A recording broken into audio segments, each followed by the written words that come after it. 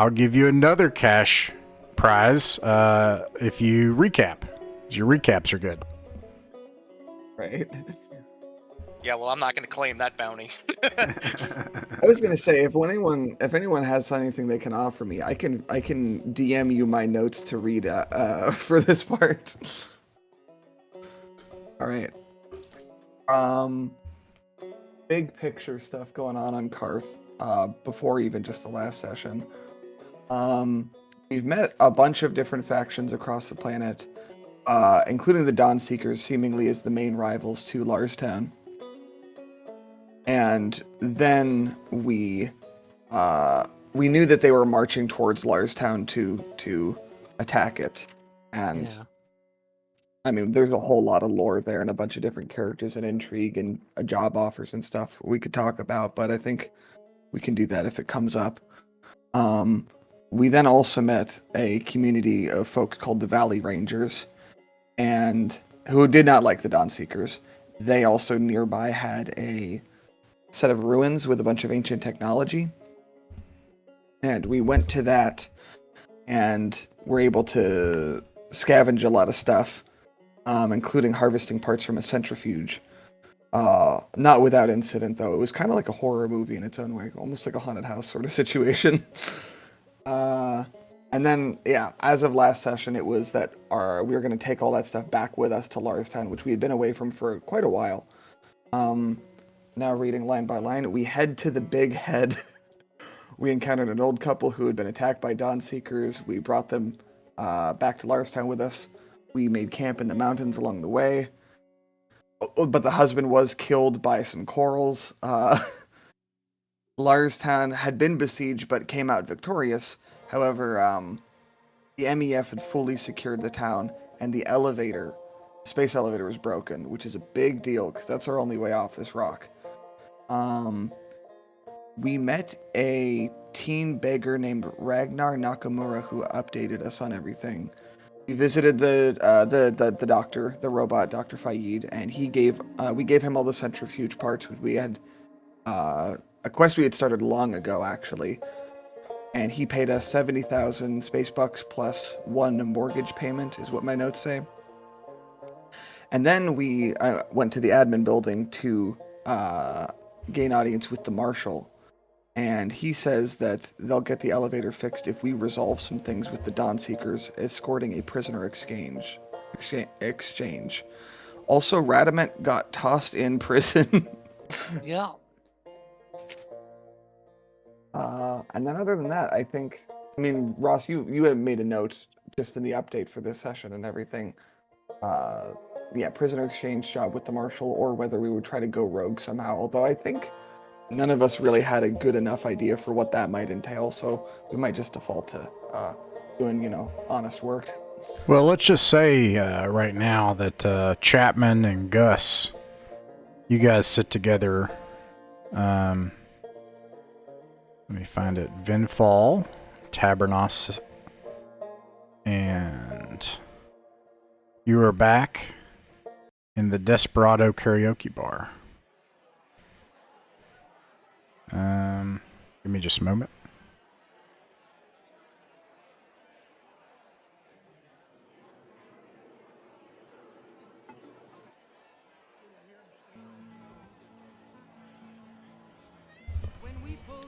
Actually, that's still a little bit loud. Let me turn that down in the background.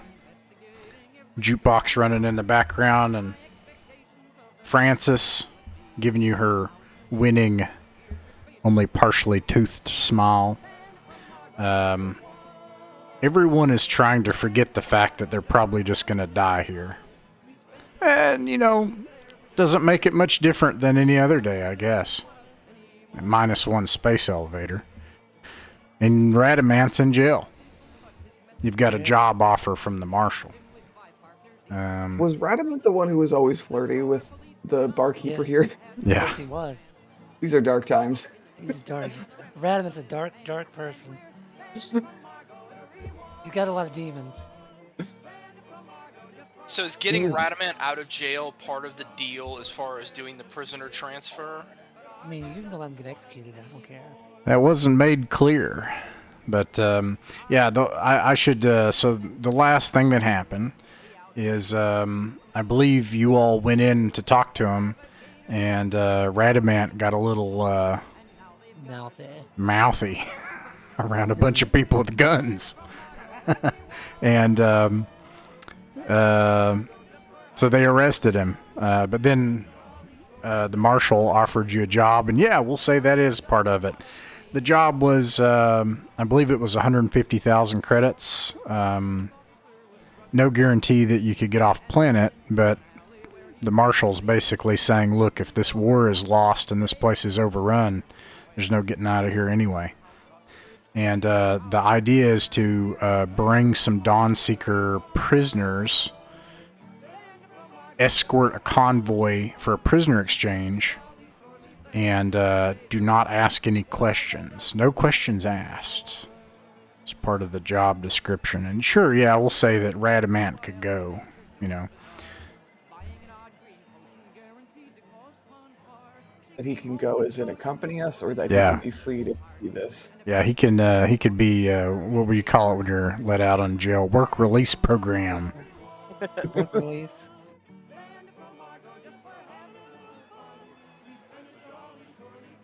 And you know, you don't have to do that. But that Okay, meeting concluded, and you're back in the bar in Okay, Larstown. so yeah, it's like, I mean, and I'm just trying to remember, like, we're bringing some Dawnseeker prisoners to the Dawnseekers, and then getting some of the, are we picking up people and bringing them back? Is that the exchange? I mean, is it, or is this simply just a delivery? I'm trying. You know, yeah. Let's say. So one thing about Marshal Moses Clark is he is organized. And they did do a good job repelling the Dawnseekers based on an anonymous tip. So let's say that the MEF, you have actually an opward from the MEF.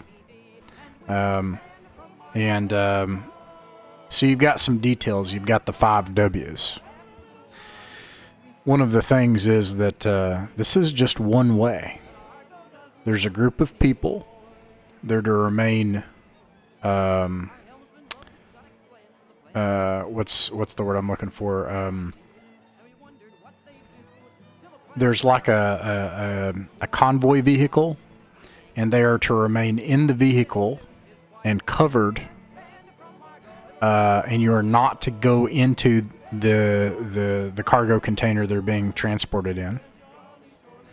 It says that there are 6 people, and they're to be handed over to the Dawnseekers. You'll get no one in return. Perhaps that comes at another time. Well, this seems quite suspicious, but I'm not one to pry. I mean, I can't go back to prison.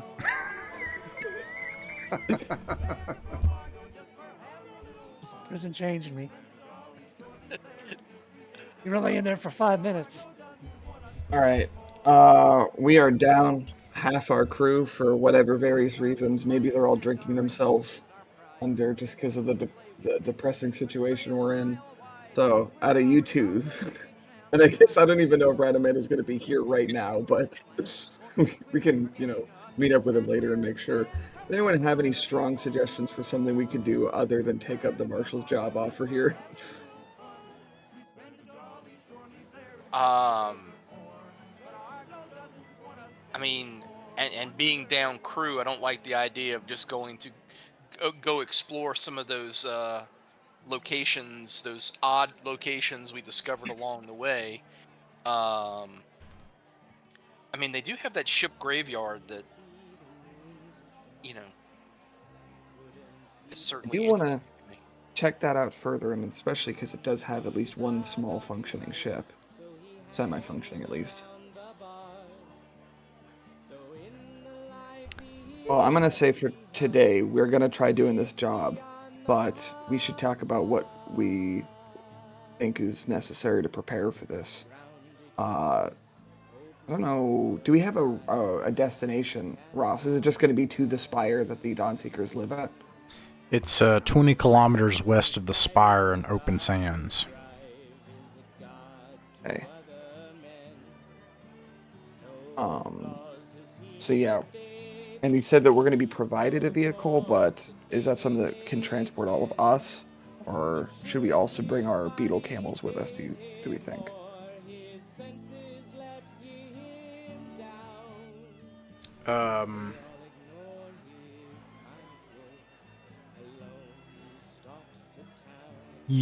They will provide transportation.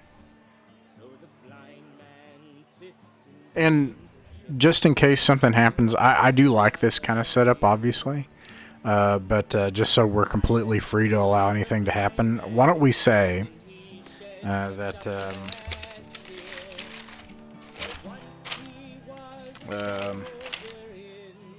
we will say that Niall and Books are with you, if that's okay. Okay. I was Admiral, going to say, should we hire someone like hired Right, guns? Admiral. But I'm like, we're the hired guns. Admiral General Dr. Baron. well, he said he couldn't join us on Thursday, sadly, so Yeah. that sucks. But maybe in the future we can work it out. We'll get Anthony from Baron, Dr. General 121. things. Yeah, that'd be cool. Yeah, Tony. That is a good idea. I'll message him. He's probably busy, but that'd be fun. Okay, so yeah, you've got 2 more guns with not. I don't know what their stats are, so they're gonna serve unless someone else has more info than I do. They're gonna be the last people to shoot, the last people to get shot, and they're there to shoot and do what you need. So Do they give me my handgun back when I get back out of prison? yeah, Okay. That's wild. Wow, the law in these parts. I know, right? Hey, here's your gun. All right. The old West.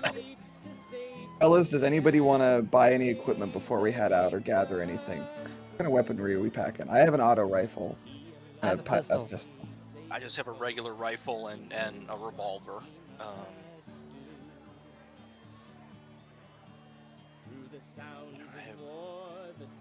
I do have 6 magazines for some reason. I don't know why.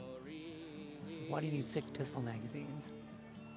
I guess we'll see soon. All right. You'll be like, I should have got 8. Right, should have got 8. Okay, so the vehicle. I mean, is this a motorized vehicle or is this just a cart that's being dragged? I mean, because 20 kilometers in a motorized vehicle doesn't sound like it would take that long. Well, this is 20 kilometers away from the Silver Spire, not away from Larstown. But nonetheless, you are still correct. A motorized convoy is going to move. A convoy is going to move slower than a single vehicle, but they can move fast. So you know it's possible this could be done in a couple days.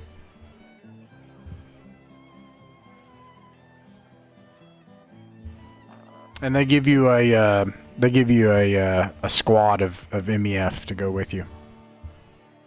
Well, then in that case, I think we might be good to head out, unless anybody has anyone to say your goodbyes to one last time.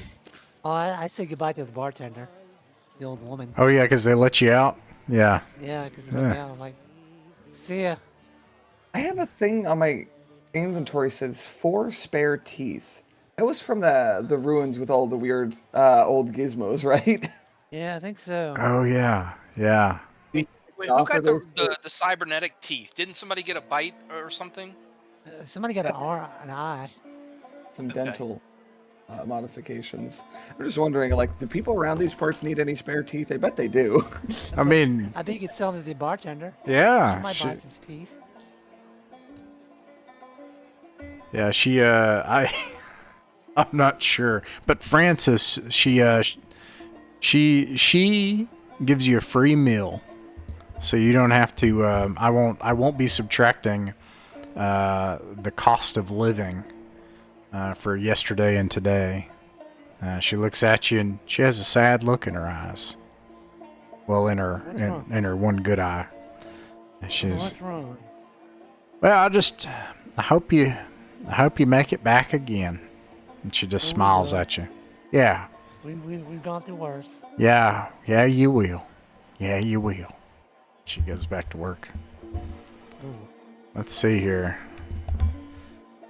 They're organizing at the gates, the MEF. They've got padded armor, helmets, automatic rifles. They've got a little buggy and 2 different vehicles, a major, you took like armored carrier vehicles. I think you sold them all, so they're down to like trucks basically, what you call, what do they call them? Ground vehicles, I think is what this system calls them. Yeah. Let's see here. Let me roll this. A Toyota Hilux with a machine gun mounted on it.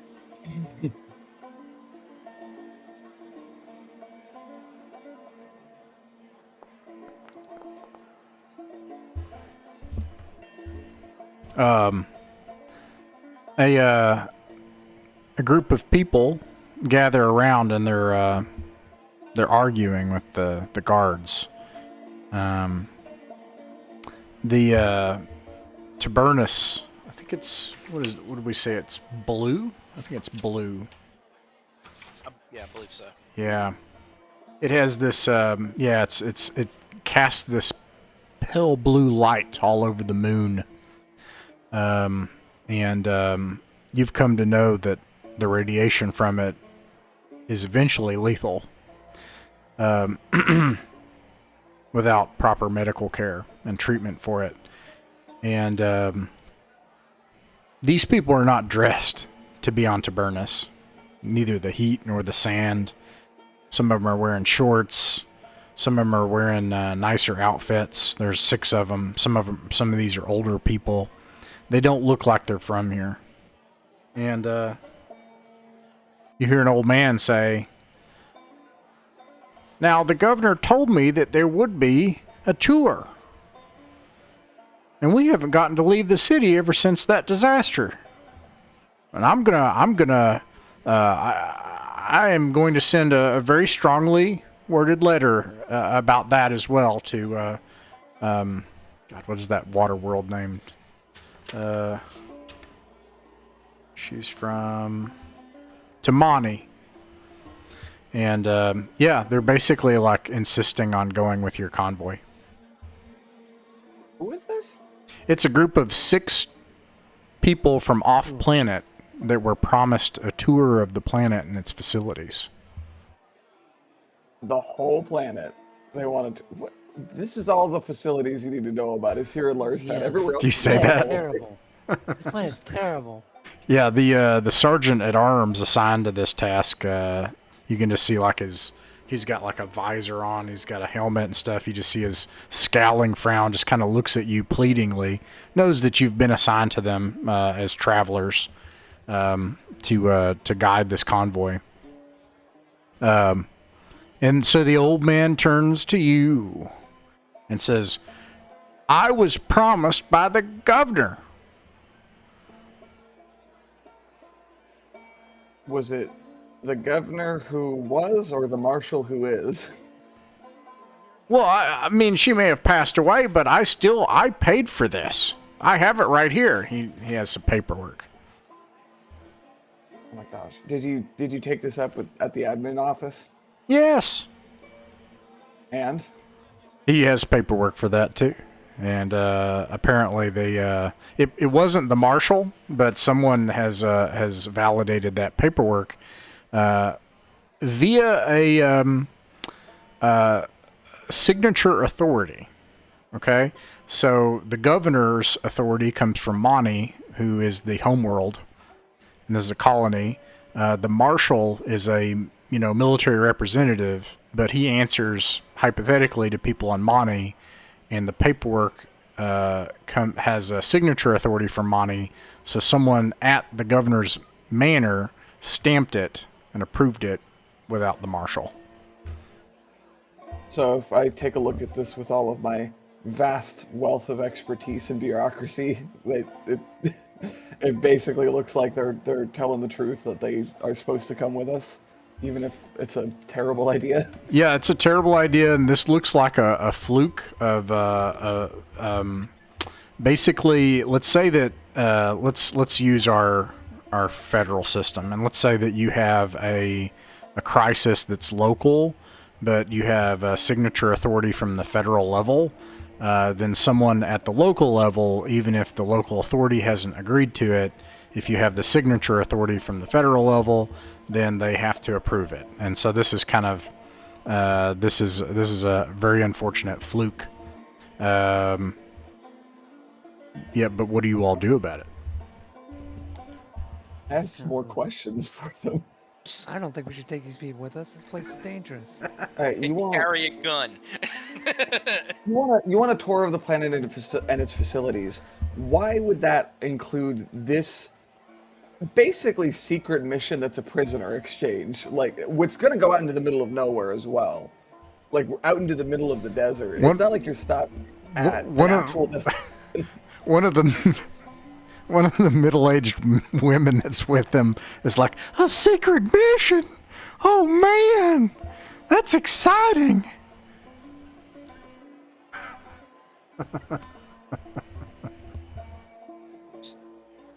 Well, what do the rest of you think? What are you gonna do about it? Can any of them use a gun? Do any of them have guns? Do you ask? Do you tell them? Well, they don't. No, we don't have a gun. We weren't told to bring one when we came here. Did you do any research ahead of time for this? Does the future not have travel agents? He huffs. I didn't do the booking. God. I mean, I'm in the back of my mind, like, thinking about selling them as part of the prisoner exchange. Right? Oops, they didn't make it back.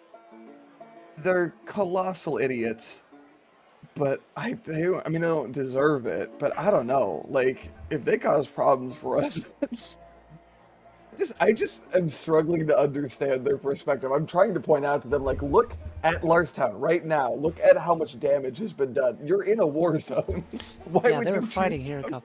You paid to be here. Then who's safer to be with than Larstown's finest and hired specialists? I'm not even from this planet. I was promised a tour, and even though he's, like, I don't know. He's on bail. Look how many fingers I've lost in my career. You're not going to come out of this intact. It'll be fine. They're completely ignorant. They're completely lost. Yeah.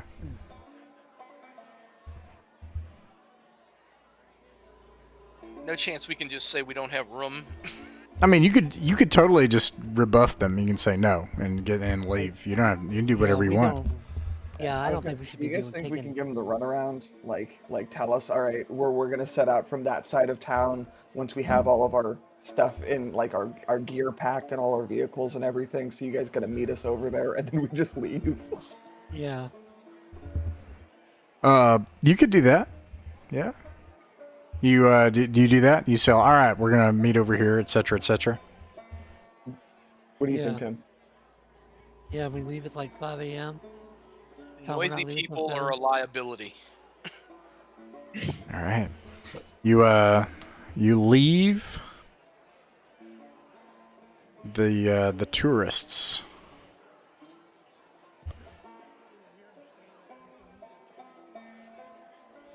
All right.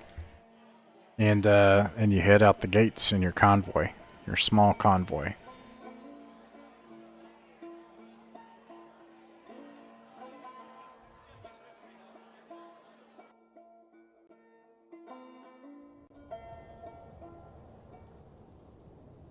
They paid to be here. Can you imagine? Right? We're doing all we can to get off this planet, and they wanted to come here.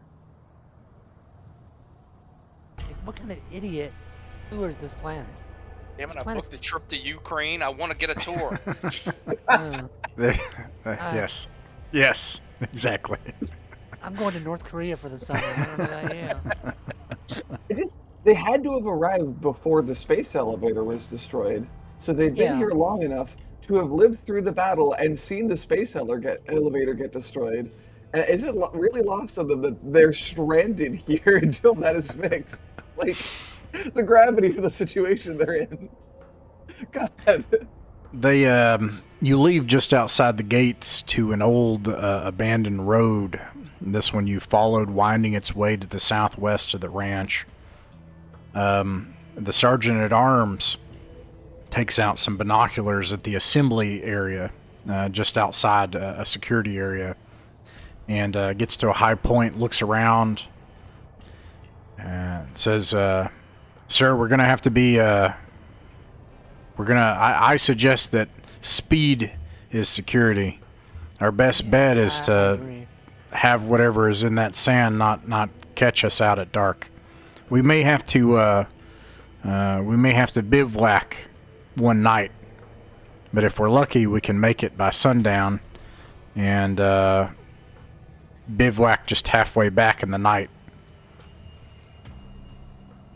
Sounds good. If my reckoning is correct, we're expecting the meetup to be somewhere in this field between the two roads. Is that right, Ross?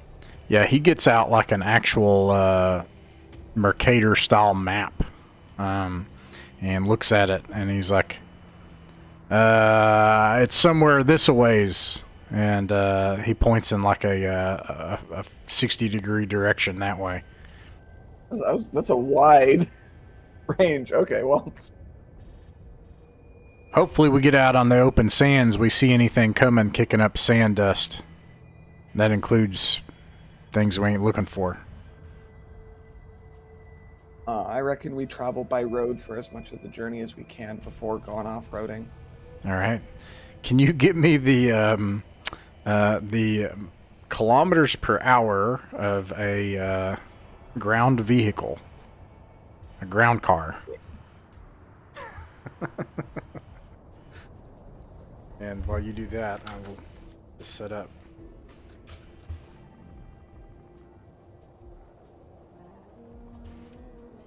What does that mean? Cruises at 100 kilometers per hour, max speed of 150. If capable of off-road travel at all, speed is generally limited to only 10 kilometers per hour. Oh my god. That makes sense. Yeah. They couldn't have given us like an all-terrain vehicle or like a fighting vehicle or 10 kilometers per hour. Let's see. That's 6 miles per hour. That is still better than a person and just about as good as a beetle camel.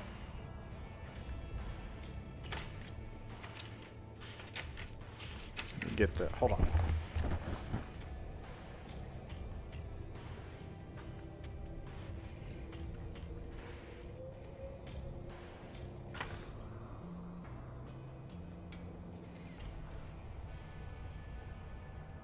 Here we go. Sorry, I had trouble finding the table. Alright, so let's see. 10 kilometers per hour. So, let's see. Once you're off-road.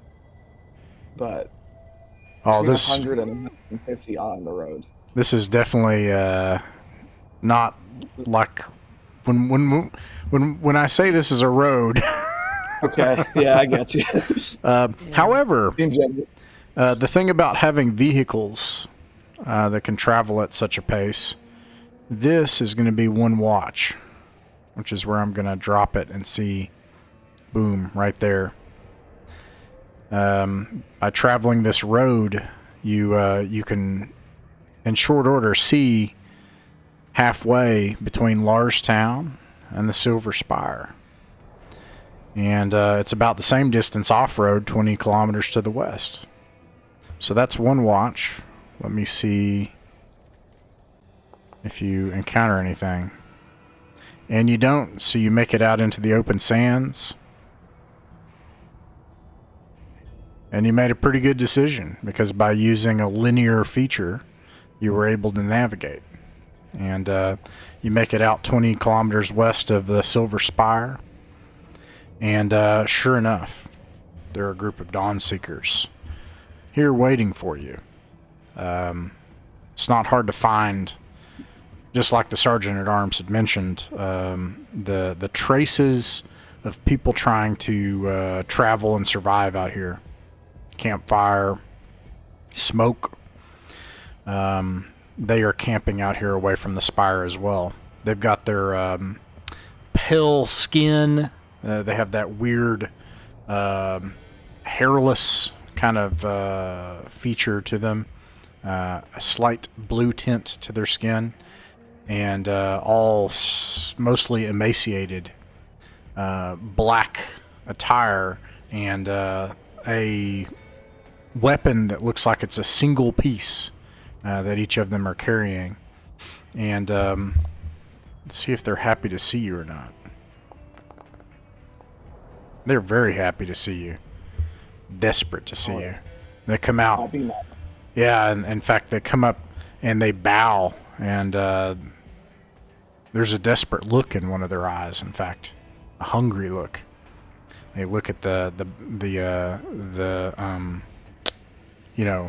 covered storage container on the truck, and they say, "Your marshal is good for his word."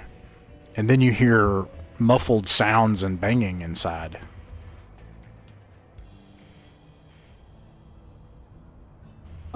Before we pass this off, you guys can get us a receipt, right? Of course. And one of them comes forward and cuts a wound on himself, pours blood into a vial, and gives it to you. Fucking guys. This place, with its blood rituals. All right. What do you all, what do you do? You're in command. I mean, I guess we open it up for them to pull out whatever is in there. Are we supposed to open it up or basically just deliver the container? Deliver the container. Yeah, I didn't think we were supposed to open it, so it's Yeah, we don't care what's in there. You know. We'll pass it off our 6 prisoners. So you do that, you lower the container, and then you hear something in the distance.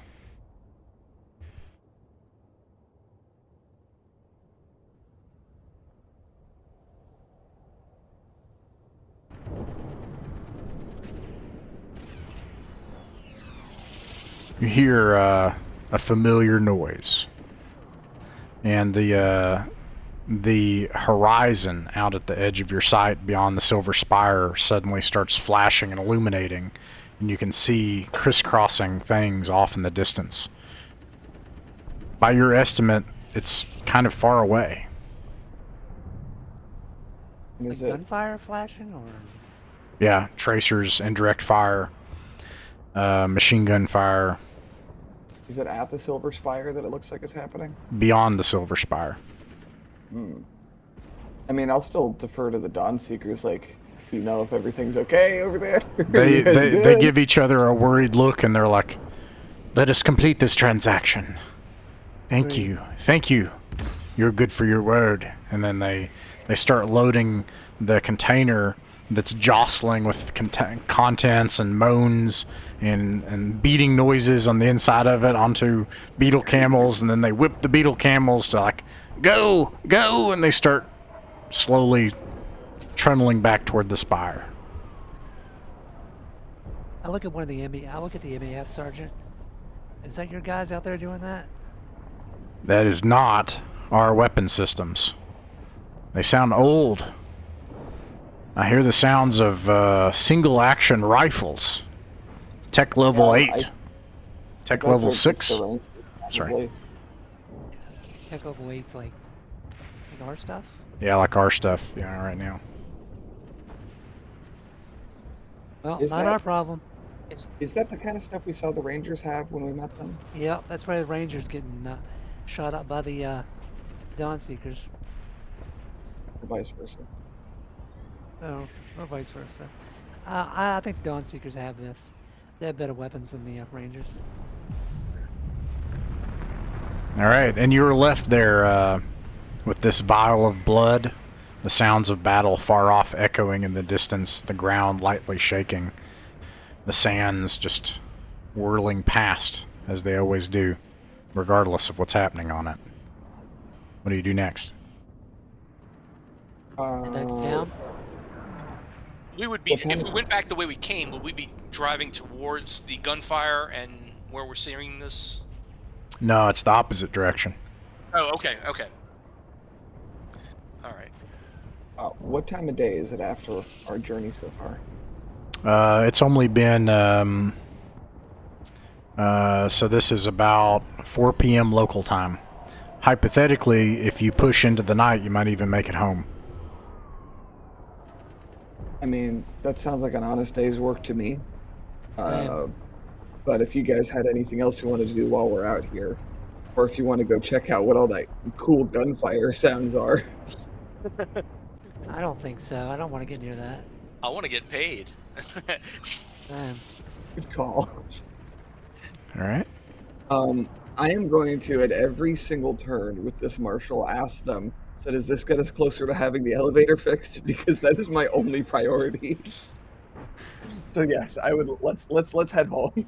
All right. The sergeant at arms looks at you, like, tell us where to go, sir. I think we turn right back around. Go the way you came? Okay. Yep. You can do that. All right, now, by the time you get in sight of Larstown, it's getting dark. Do you want to bivouac outside? And the sounds of battle died down also. Turn 1. Yeah.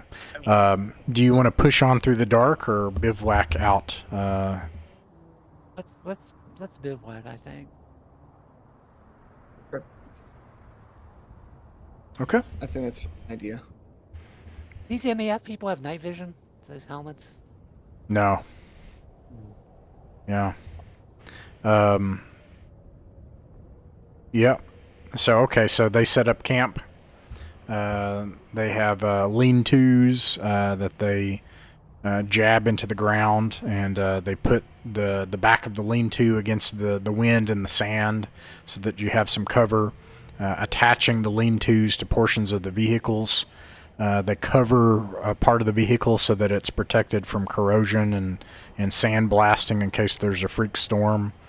And they accomplish what standard operating procedures they've developed for these kinds of things and set up camp for the night. And, go ahead. I want to ask these guys, have they a lot of experience out in the deserts of Karth so far? Do they know what they're doing out here? The sergeant at arms at this point, he's gotten kind of, well, actually, no, let me roll it.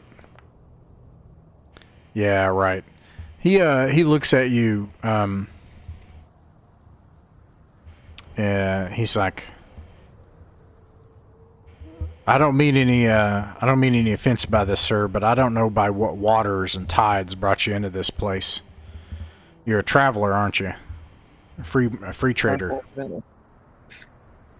What'd you say? Said unfortunately. Yeah, suppose this ain't a good setup for no traveler right now, sir, but I mean, to be honest, ain't no good setup for any of us. Feels like everything's falling apart. But I know they put you in charge and everything, but I don't know if it is my business to be telling you about all of our operations either. I don't mean no offense by that. That's fair. I just didn't know if you guys had spent all your time on this rock, just, protecting Larstown, hanging out on top of the city walls, looking for, things on the horizon, or if you'd actually been out here in the rougher parts of the planet's surface. Well, it's in the name, sir. Monty Expeditionary Force. The Monty Colonial Marines get sent all over the solar system and surrounding systems.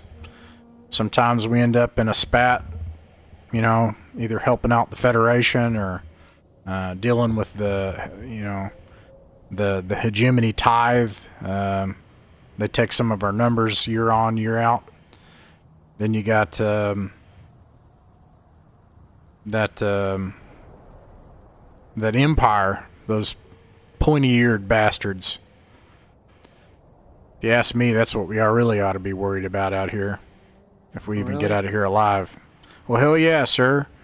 Why are we doing all this fighting amongst each other when you got those pointy-eared bastards just conspiring and making plots and plans and, well, it wasn't too long this whole sector was at war. We pretend like it didn't happen sometimes, I think. I couldn't agree more. I have a grand theory about how to achieve universal peace. Really?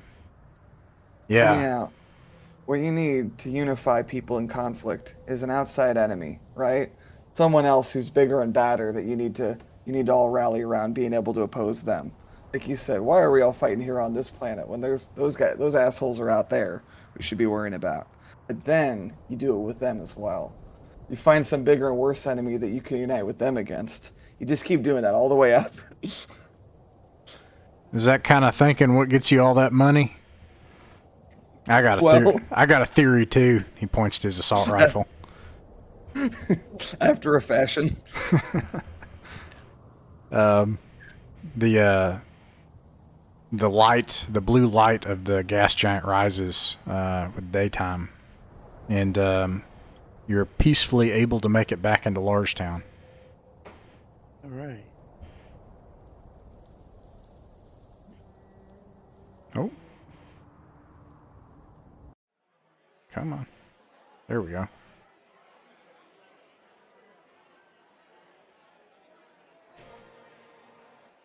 Let's do this one. Come back in. They get ready to take these ground cars to motor pool for post-operation inspection and to debrief and everything. Well, it was nice meeting you all, and You too. it was good working with you. You seem like a reliable set of guns, and he shakes y'all's hands. Always I nice have when a the feeling- job goes smoothly. Yeah. We got lucky. I have a feeling we'll be working together again. Yeah. Well, I agree about wanting it to go smooth. I'm gonna try to hit the rack for my next duty shift, and they walk off after, getting all the vehicles put to bed in the motor pool, and should have a payday waiting on you. And you got a vial of blood. We head right over that admin's office. Do we get to see Marshal Moses Clark himself or someone beneath him? Well, let's see.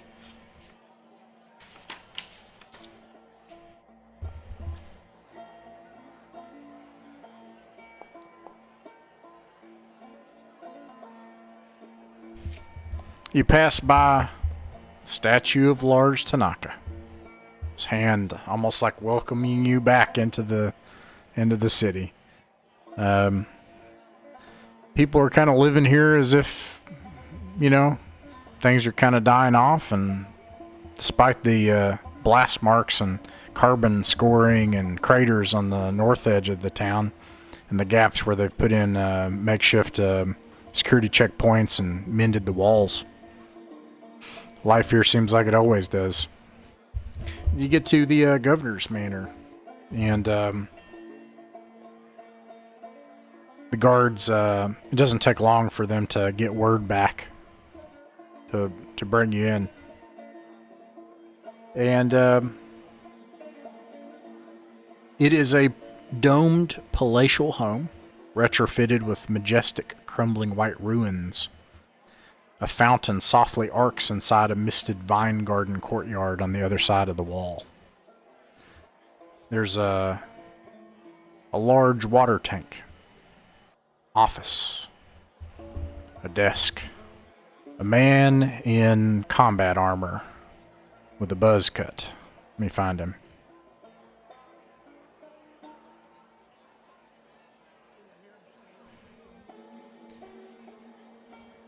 Let me get my cigar. Where's that?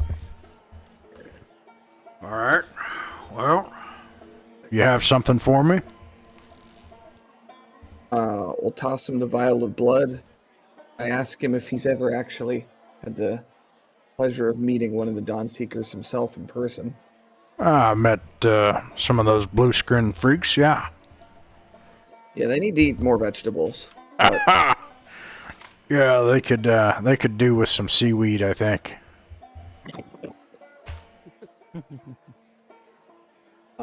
smooth sailing, for I'll us stay in at the back. least. I'll stay in the background so he doesn't notice me. Keep my mouth shut. Head Um, down. I think we're gonna tell him about the gunfire that we heard. It sounds like they were running into trouble up on the other side of things. If that's to his interest at all, or if he was unaware. Is that right? Well, that is of quite a bit of interest. I think you're owed a bonus. And he takes his foot and just kicks a solid flight case. It's got hard credits. Nice. It's easy for you to tell that it's got 170,000 credits in it. Oh my gosh. Now, I don't have unlimited funds, but I have found your employment useful.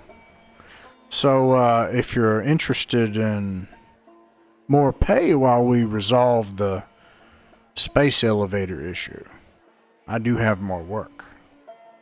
I mean, sure. And how are you feeling? I'm always open to paying work. I like to hear it.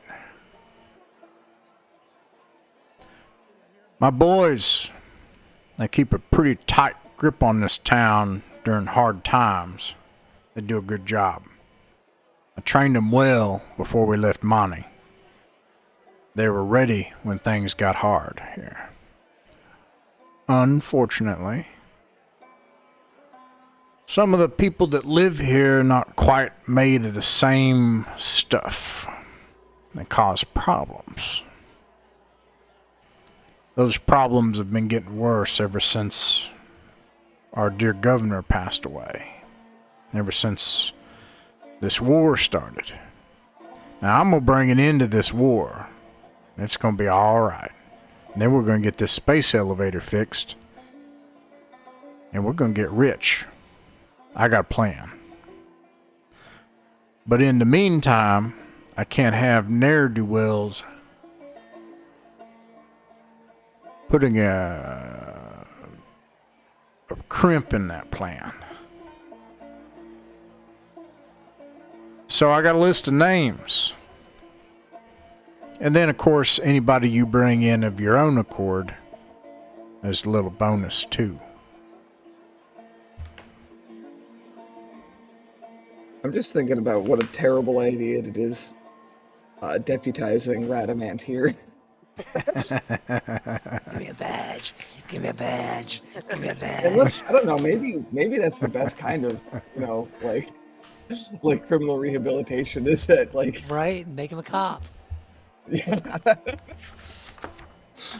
Well, it sure sounds like this is going to be an assassination list he's giving us of dissidents, so... Yeah, I would love to know, one, what kinds of ne'er-do-wells we're talking about here, and what kind of sentencing that we're carrying out on them. Like, if they're a bunch of drunkards or something that we need to round up and put into the drunk tank for a little bit, I'm fine doing that kind of stuff. They're- If it is They're, people they're making us marshals.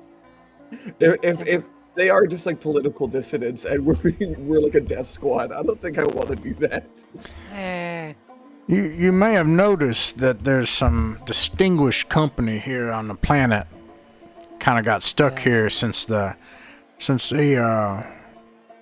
elevator was damaged. I happen to notice, based on the birthing logs from the elevator, that you took on a job from one of these people. You're not talking about those tourists, are you? Tourists? No, that corpse suit. I mean, out of character, I mean the first job you took when you got here. Oh yeah. Hmm. So, anyways, we want to keep things a semblance of decorum here in the town, up to the standards we usually have. Of course. Of course. And he slides a target portfolio to you. At the top it says political activist, 40,000 credits.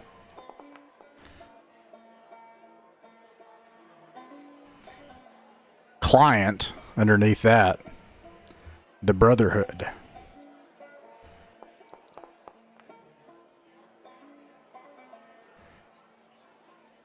And the reason given by the client, heretical powers. Oh. Okay. No collateral damage acceptable.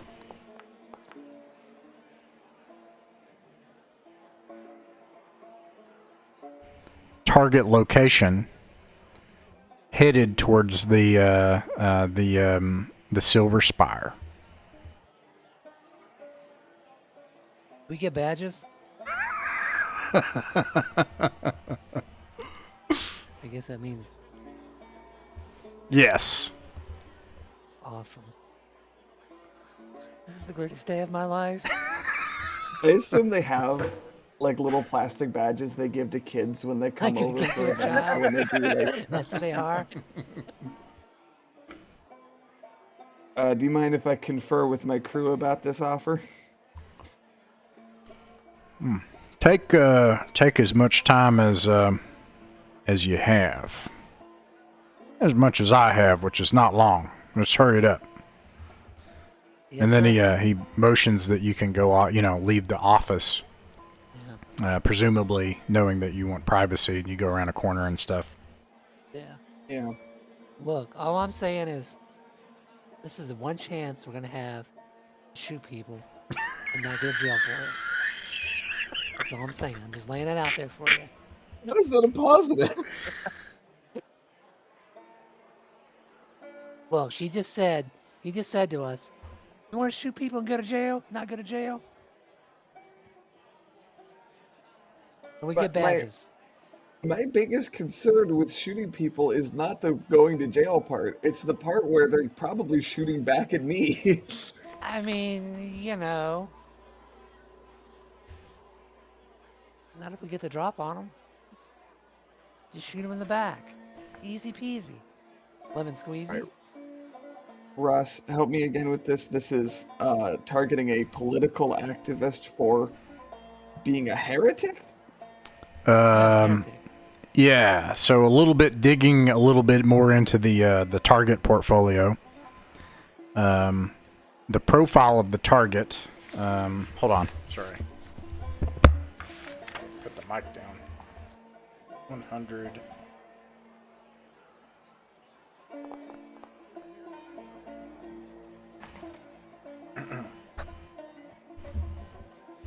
It is a young person named Broden who's from off-world. They have expressed opinions around town and in the bars about how they're displeased with some of the things that the MEF are doing and operations here. Not strictly against the law, but then a high-paying client called the Brotherhood became involved, and they want him hunted down due to what they claim are heretical abilities. His last known whereabouts are having left the town and headed toward the Silver Spire, presumably to make contact with the enemy as a dissident. They want him dead, captured, just put a Dead. good scare into him. 40,000 credits for death. Proof of death. That's easy money. What are these Oh. heretical abilities he's supposed to have? That is not explained.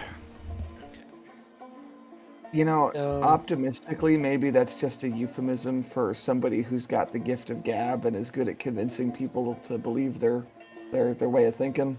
Yeah, but still, if we have the chance, we should probably shoot him from a half He kilometer away. he could be, yeah, he could Sniper be like a rifle. psychic. He could be a wizard. Yeah.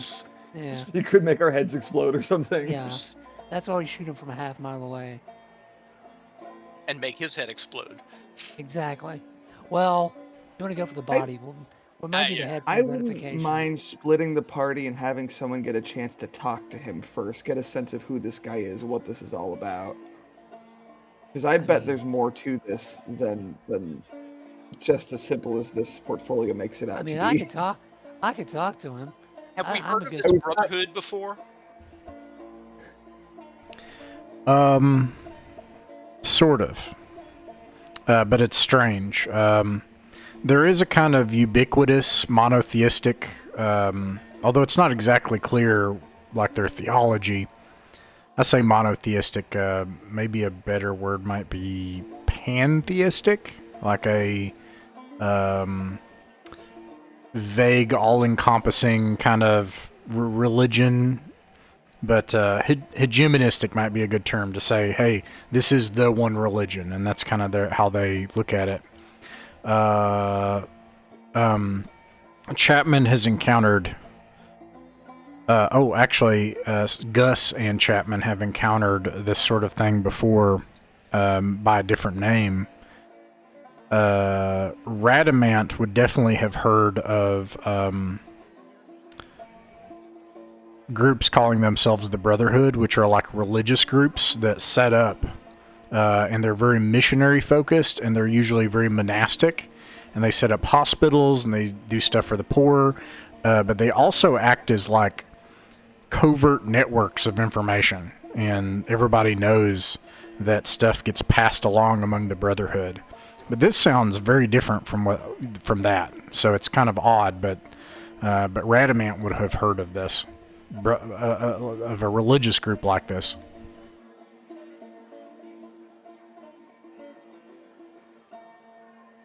Yeah, they're like a religious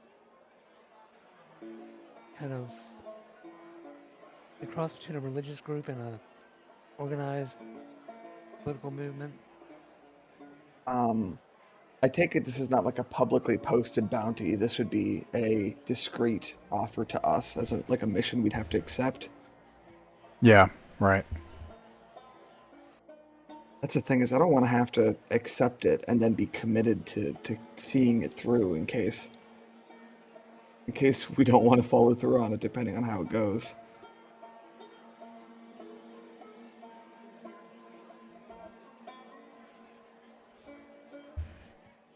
And that's the type of offer it is. It's like you either accept it or not, right? There's no like, it's just an open type of job, right? Yeah, this is not something that's pinned on a Craigslist board here. This is a high profile target portfolio, high or HVT target that he's got a stack of them, and he's offered you one, and he's the pay that his organization would have gotten under the table. He will give to you if you build this goodwill. All I'm saying is that if we do this mission, it's pretty easy. Go out near the Silver Spire, find this guy, put one in him, in his back, drag him back to town, get paid. It's easy. Oh, we don't have to bring a vial of his blood for our proof of it. I Bring leave back that the up to body. you all. What makes sense to you all as Just far bring as back like the body or you the could head. you could do the body or a biometric, something that obviously indicates that the body has deceased. You can. They've got a fancy freaking medical clinic here, so maybe you can, whatever you guys come up with. What I'm hearing you say is, and Chapman is the group captain tonight, so is kind of see what this is first, and then make a decision on it. But then what you're thinking is, if you say yes, you might be bound to it. Yeah. And he, Yeah, like we you could said, always he say doesn't we- have all the time in the world. My concern is that if he's heading towards the Silver Spire, then he could be entangled with the Dawn Seekers. and that could be a whole can of worms that we would be unleashing by killing the wrong person in a very politically sensitive situation right now. A politically and religiously sensitive situation, by the sounds of who this guy is and who wants him dead.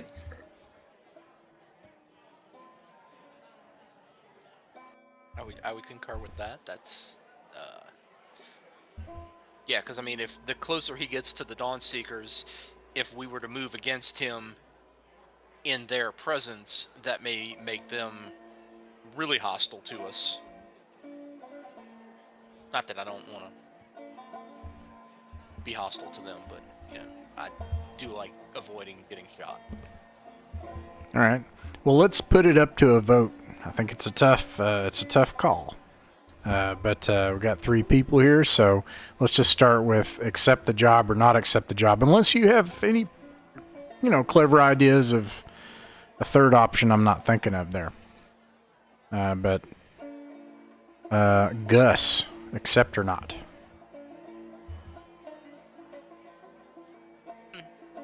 Yes. Very well. Radamant, accept or not accept? I accept. All right. And Chapman. I'll do it. Now, but I wanna meet the guy first, and Yeah. you're not gonna meet him, man. You're gonna stay out of sight because you're probably gonna be the one to kill him. I'm gonna be honest. I mean, Which is what you've been asking for anyway. Like it'll be what everyone wants. all right. So, is there anything you do before you head out? Go take a shot at the karaoke bar and then immediately head out again onto the road. Yeah, actually a day passes. Let me note this down, 176. Also, do you guys mind if I make it year 1124 so that bookkeeping is way easier? yeah, that's fine. No, I have strong objections, Rosh.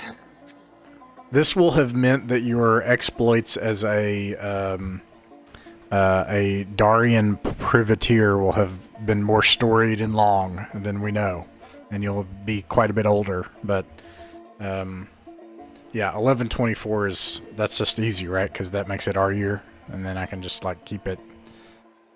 It's a unified calendar, and it's also post the whatever that AI virus is in the Third Imperium, so it makes everything more of like a wasteland, and I'm not as bound to lore and stuff. So post rebellion period. How much would that have added? When did what I have written down is that there was a time skip of about 2 years in between when that. This would make it 10 years. And actually that makes sense because you went almost like the far end of the galaxy, or of the charted space. So it actually makes sense that it would have taken a long time. I don't know how Andrew's going to take this news. Well, if people don't like it, but I put that in the organized play conventions. That's why it's really simple to have a unified calendar, and it's just like, it's whatever the date is. It's but anyway, Julian date plus the current year, 1124. Anyways, okay. So you go back to the bar. Let me do your encounter check for the hour. You have one.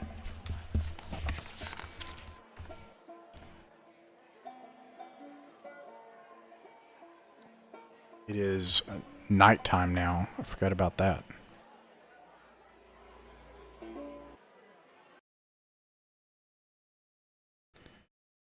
What did I roll? I rolled an 8.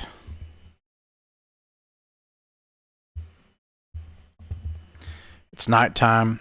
Everybody's gone in due to the curfew. You get some odd looks, but they're starting to get to know who you are. One of the people you traveled with is with a group of Marines that set out in the major central tactical operations center that occupies the center of the town, tenting up. They sent around an electric lantern, playing cards, and betting on something in a cage.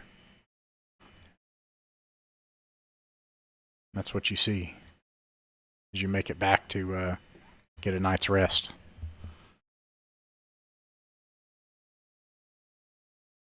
Let's see. Tabernus rises the next day. What do you do next?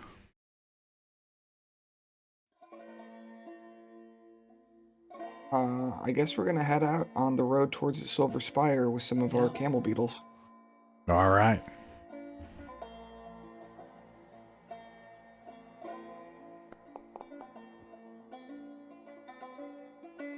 You do that.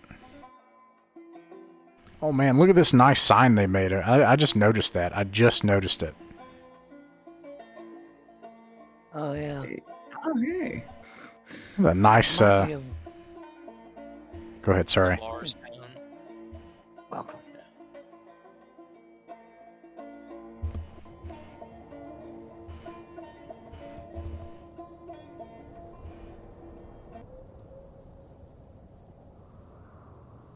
All right. Where do you go?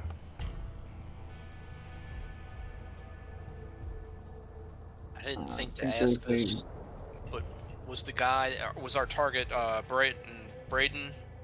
Was he traveling by foot, or do we have any idea how he was going to the Silver Spire? They don't know. They know that he left on foot out of town, though, headed towards the Silver Spire. He left about 2 days ago. I think he's definitely made it there by now. If he survived at all. That would make it a really easy payday if we could just find a corpse in the. And take credit.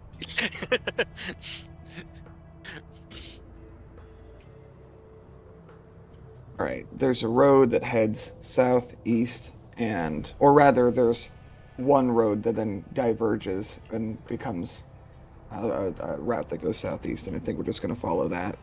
Okay.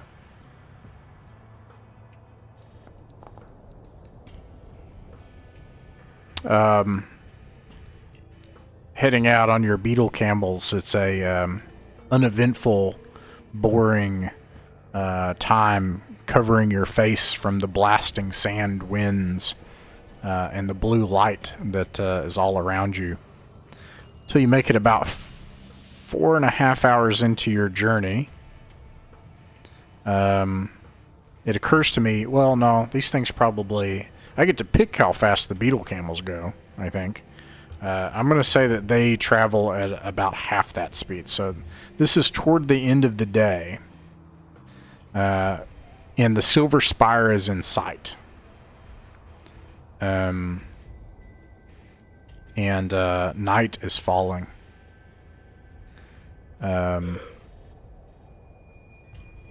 Is that... Oh, do you guys have light or something? No? Like light sources. Well, it's just, can you guys see from that?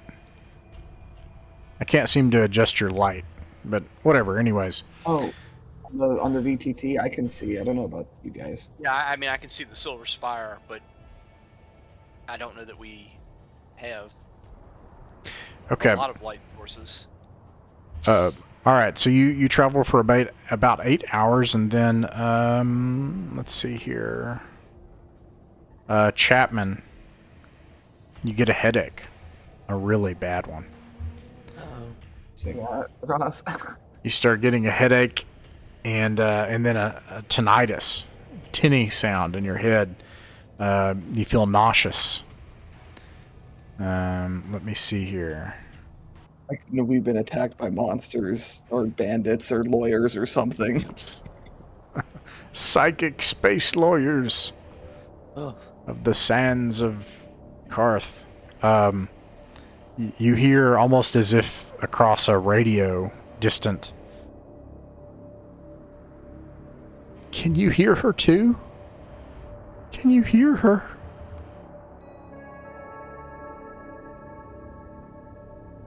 That's what I hear. Yeah, that's what you hear. Someone pleading in your mind. Can you hear her? Can you hear her too?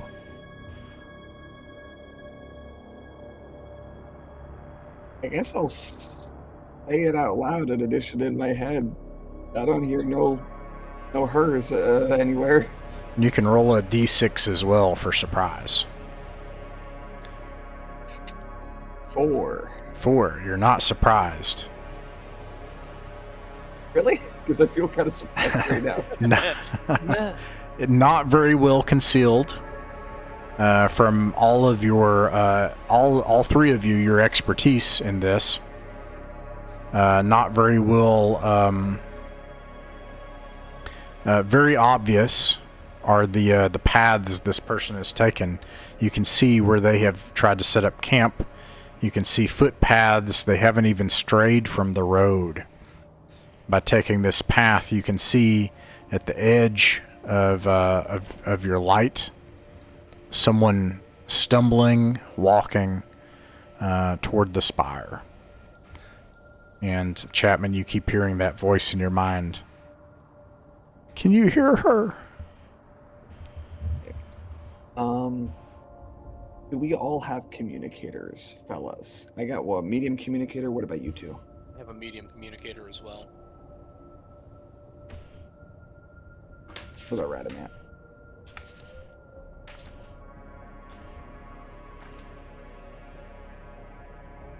Radamant, do you have a communicator?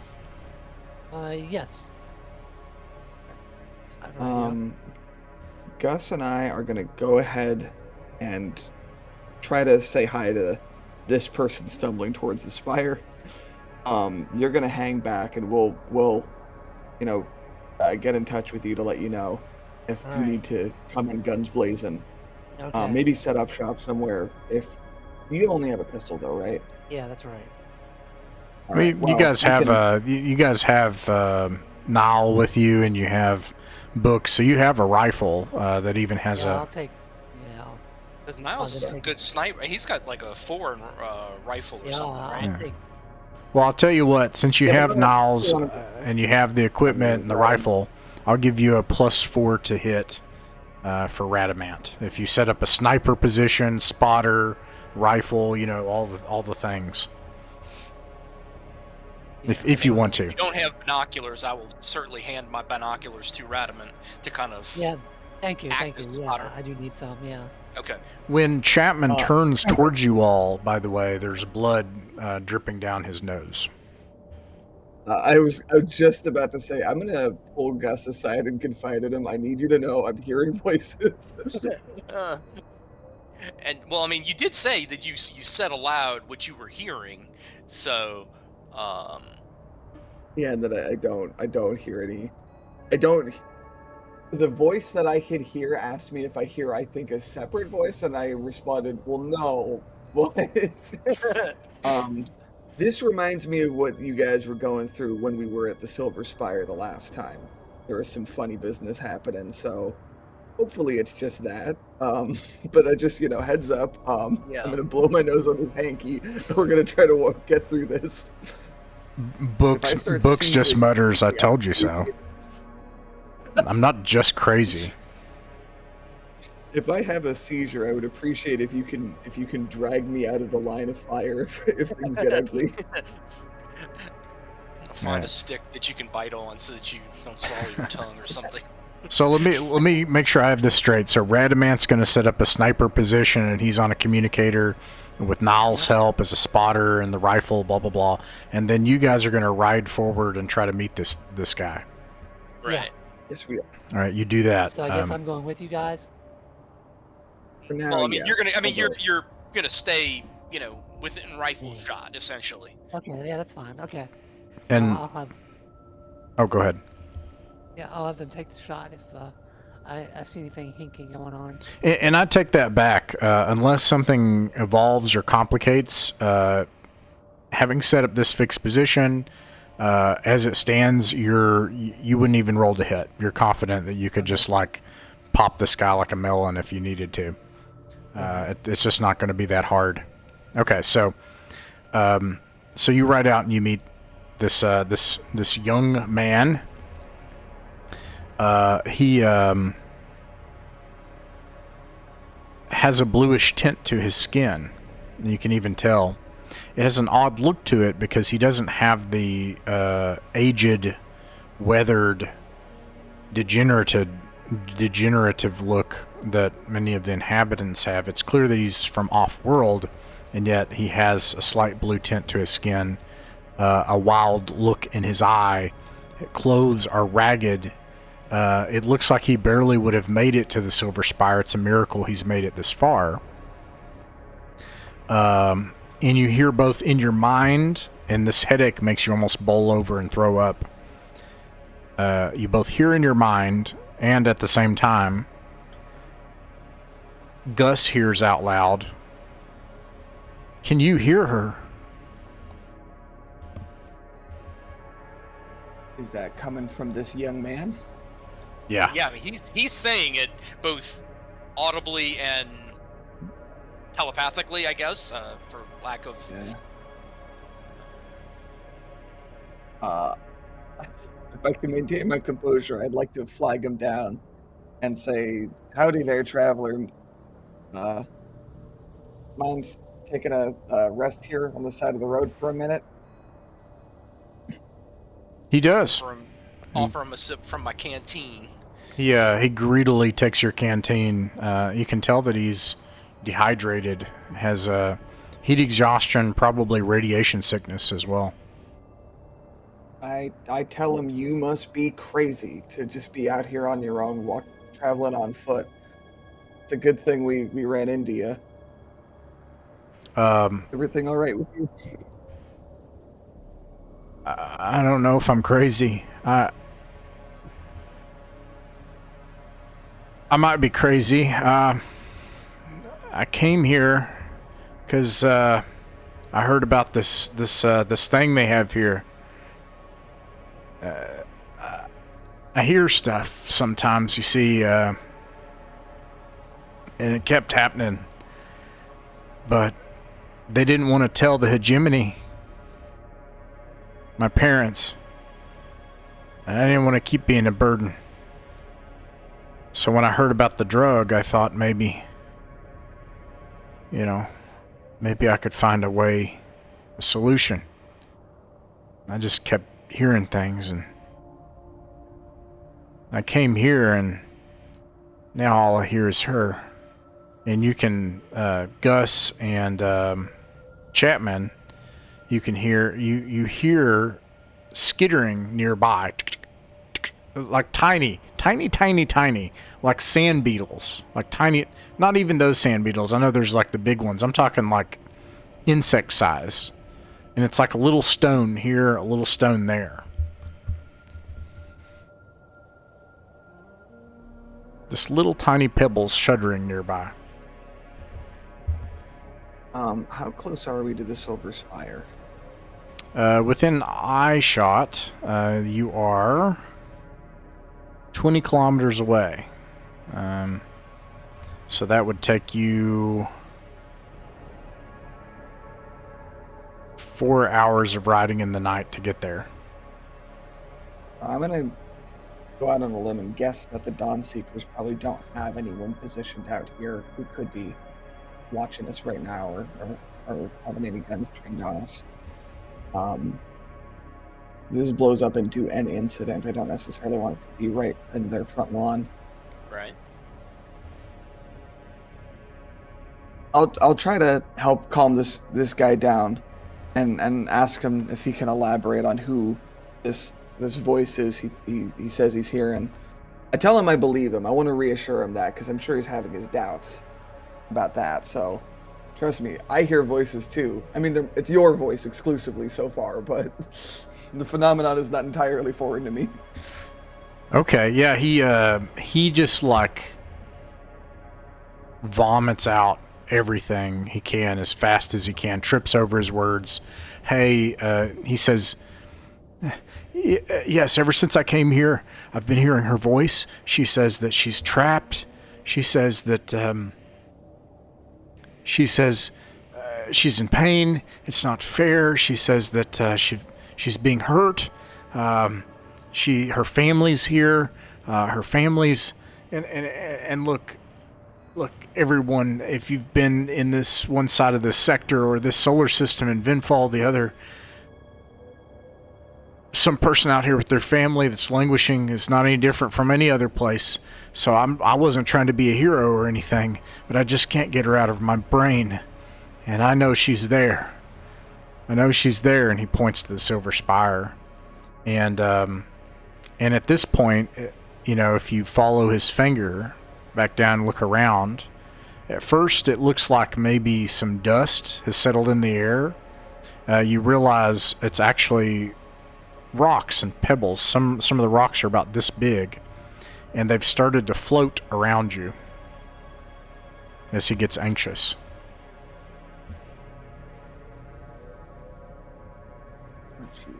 Are the bugs still kind of making their little chittering in? So it wasn't bugs. It was actually just it was the pebbles and rocks, and okay. and around you, pebbles and rocks and sediment have started to float and lift up into the air. Tim, have you ever seen the Japanese animated film Akira? I haven't. Well, yeah, I think this is about to get kind of crazy. I'm gonna try to calm him down. Take some deep breaths and everything. It's okay. You're not gonna help anything by losing your cool over this. You've made all the right moves so far coming out here, and now you got friends with you as well. Anything to get his psionic rage to simmer down a little bit. All right, it works, and the stones just as his breathing, just as you see his shoulders go like this, the rocks themselves like go back down. And he's breathing. I just can't take it anymore. I want to ask him, have you always been able to hear voices? Have you always been able to, do things you can't explain? Yeah, I hear stuff, yeah.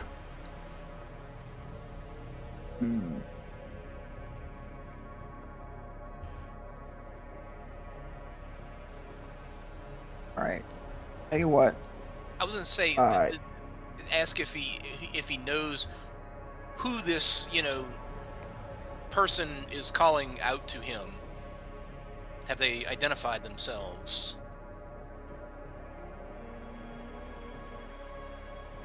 Sometimes she refers to herself as Mother. I've never gotten a name.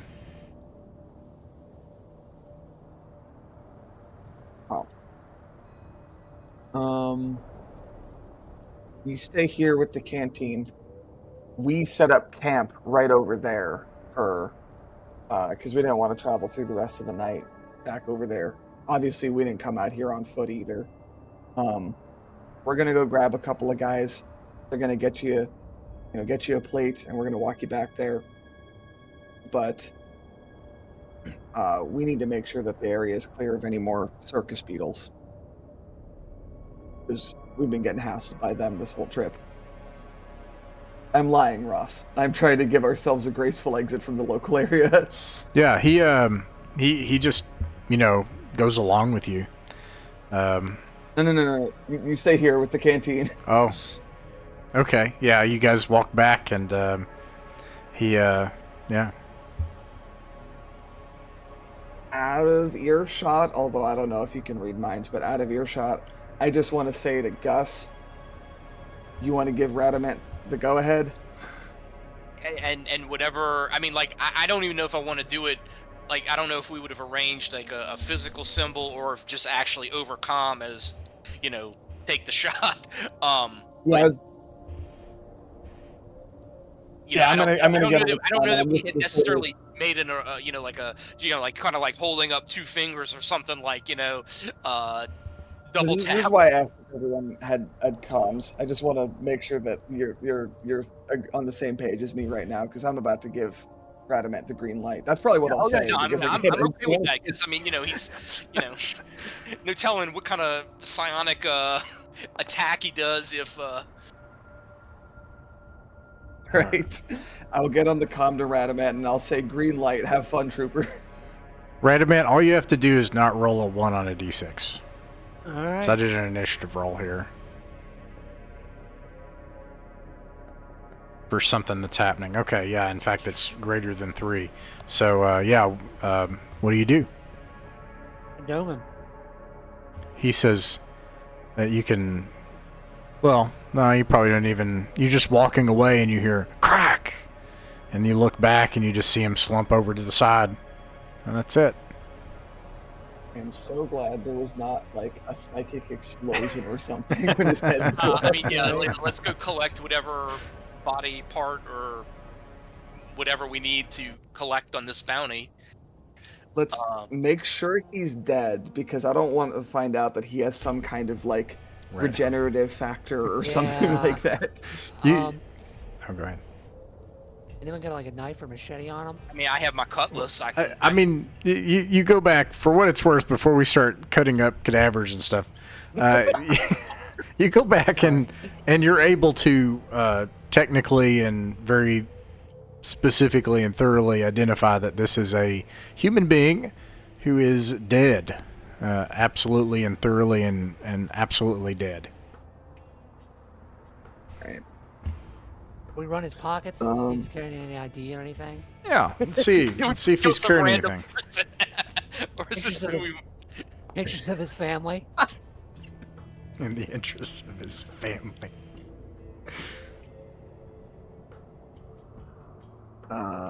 Would it be a hassle to haul his whole body back with us on the beetle camel, or should we find something else to as proof of our deed here?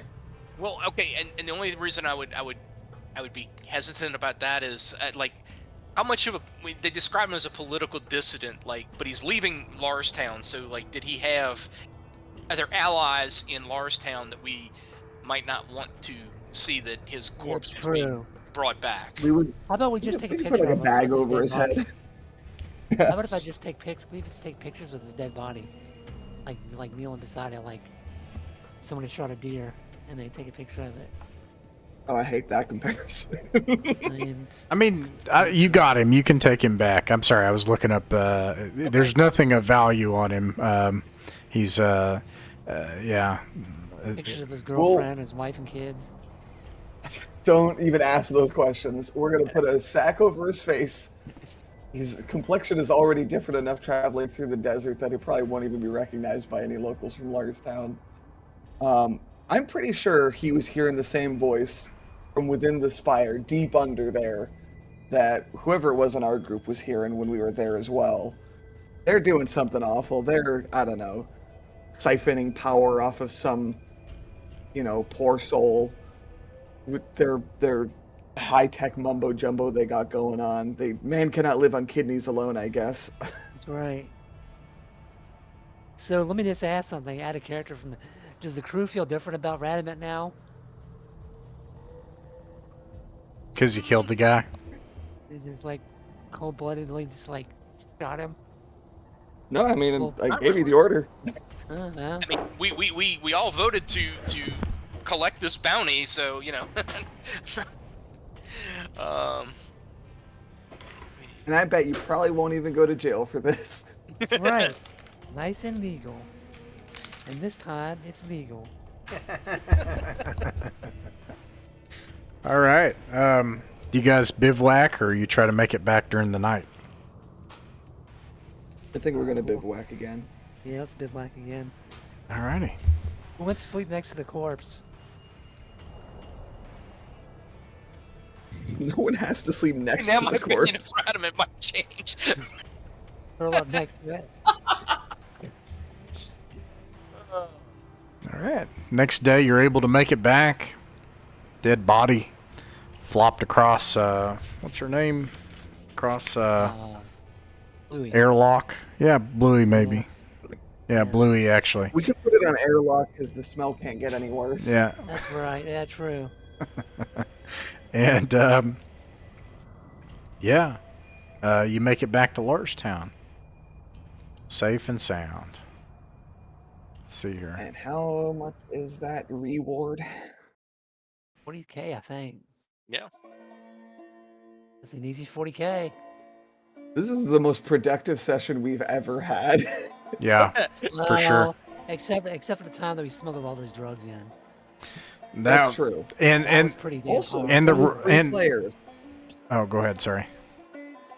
There was also only 3 players present. Maybe that's the key.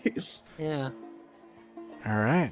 So you make it back to the gates of Larstown about 10 a.m. local time. What do you do next? Go to the admin building, I guess. Well, all right. Oh. And once again, fishing for a bonus, I will gladly pass along other, like, additional details that we learned over to the marshal.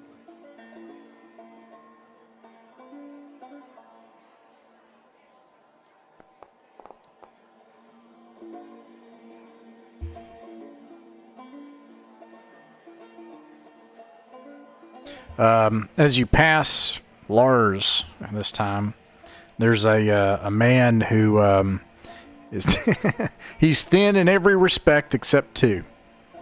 He's got he's bulbous and fat just in the middle. Not his legs, not his arms, nothing else. Just his belly. He's got some kind of fake leather strapping his pants up to that bulbous gut of his. And he's got a vest and what's that villain from Sonic the Hedgehog? Robotnik? Robotnik, yeah. Dr. Robotnik, Dr. Robotnik style mustache, just a big old one. And I mean, he basically described his body type as well, so I'm just picturing Dr. Robotnik. oh yeah, actually it does kind of. He's kind of skinny fat, you know? Skinny fat, yeah. Yeah, Dr. Robotnik looking guy out here, and he says, "Gosh dang it, I lost my place." Oh, here we go. You travelers, I bet you're looking for lucrative Wigoi parts. Why, the best parts that you'll find out here shy of the desert. I've traded to the finest, choicest parts that'll make the Wonder Drug. And he's got like a thing, like a sales stand, and it's got what looks like coral in it, and chunks of stuff. Some of it looks like rocks. And he's like, "Come on over. Just 50 credits for a sample." Now hold up. I'm gonna troll this guy. You mean to tell me you're selling bona fide Wigoi parts, not just what's made out of them, but you mean the real deal? That's the real deal, partner. Real Wigoi parts, just small chunks. There are any left in this world. Well, Where do you even find a Wigoi? I cannot believe you would question my integrity, my friend. If you aren't in the business of looking for Wigoi parts, I don't know what you're doing here on this fine planet. But that's what I trade and deal in, and you can just ask anyone around here. You can trust Honest Eddie. Honest Eddie's Wigoi. Are you selling illegal Wigoi parts? And I pull back my jacket to reveal my badge, my fake plastic badge. Marshall gave me. He throws a thing over top of what he's selling. He's like, maybe some. Maybe you're looking for something other than Wigoi. Just, never mind. And he starts packing up. See, I told you this badge would come in handy. You're right, and I'm willing to leave it there. I'm glad to have spooked the charlatan and also protected our exclusive Wigoi trade. Right. We're making bank doing that. We've got the real deal. All right. Let's go get some more of that. You make it back to the governor's manor, the former governor's manor, with its, fake ruins and the fountain and everything, and go back into the cool, air-conditioned, dense, moist air room, like air-conditioned, if you will, that dense, moist air of the office. And there's a group of advisors with Marshall Clark, and he's like, Did you bring me something else I'm looking for? He did. Well, that's it. I guess I'm carrying the body, maybe. The fireman carry, and it's Just all wrapped plop up. it out. Well, that's him. Are these military advisors or civilian advisors he's surrounded by? Military, yeah. Kind of 2 lieutenants that he has. I don't want to freak out anybody who is trying to warn him about like the health crisis here or like educating children. Yeah, I guess the tides weren't in his favor. Guess not. No. Someone else to fill up one of the plots out on the north end. But for you, my friends, and he gives you 40,000 credits. Thank you, sir. Thank you. I should let you know there's a reason he was heading out towards the Silver Spire, which I don't know how relevant it is to your interest trying to keep this community safe, but it could always be. You know, there's no such thing as useless intelligence. He stops you. I see you're leaning forward in the foxhole, and I respect that. And he gives you another 1,500 credits. Little bonus. I know what he was looking for. Just don't say it out loud. How's that? Aye, Captain.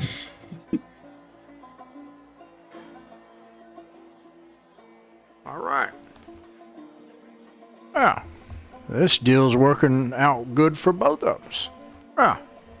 You take a look out that window there. Tell me what you see. It points toward out the window toward the space elevator. Elevators. Not exactly. Scaffolding. I got a deal worked out. See, I know what I'm doing. We're going to put an end to this war, bring security here, get the Uyghur trade moving again. It's going to be all right.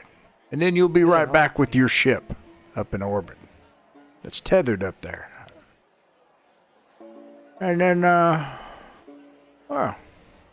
we'll get a cruiser in here.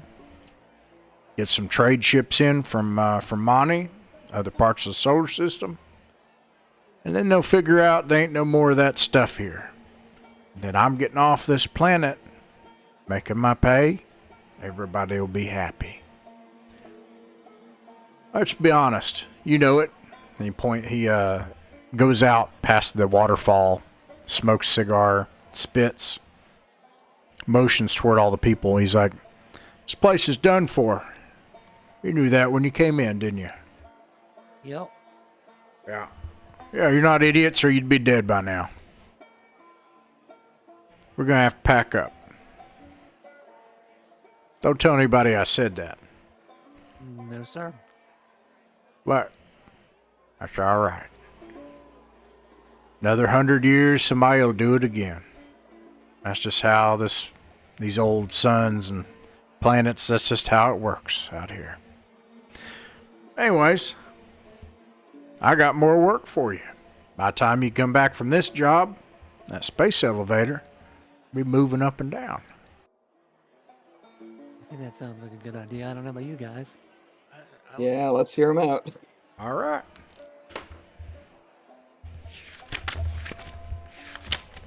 Let's see who the portfolio has today. Grandma, this one's Meemaw. It's Meemaw. If it were It's like your actual Meemaw. Oh no. He slides a target packet across. Oh no. I got this coffee maker running. I can't have that.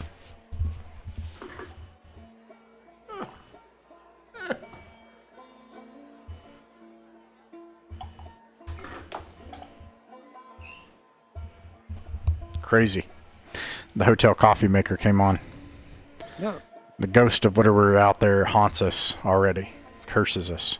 Let's see here. We got an 8, the top of the packet reads terrorist. The client that is interested reads. I'm gonna have to look at my lore for this.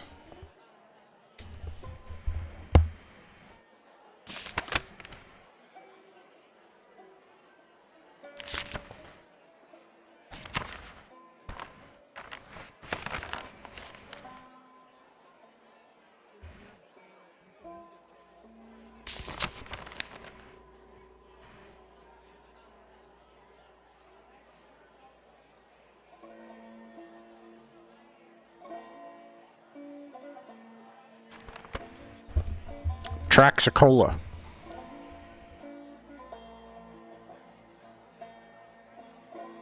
This one is has red print and border along the sides, meaning it's marked as top secret.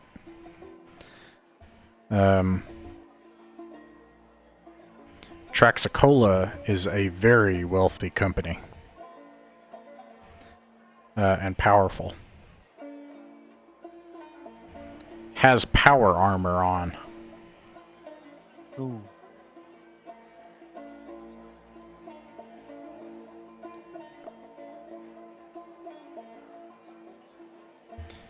Take alive.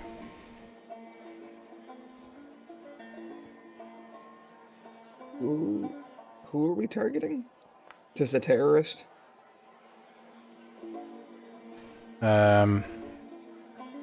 Operating out of the Seahorse Mine.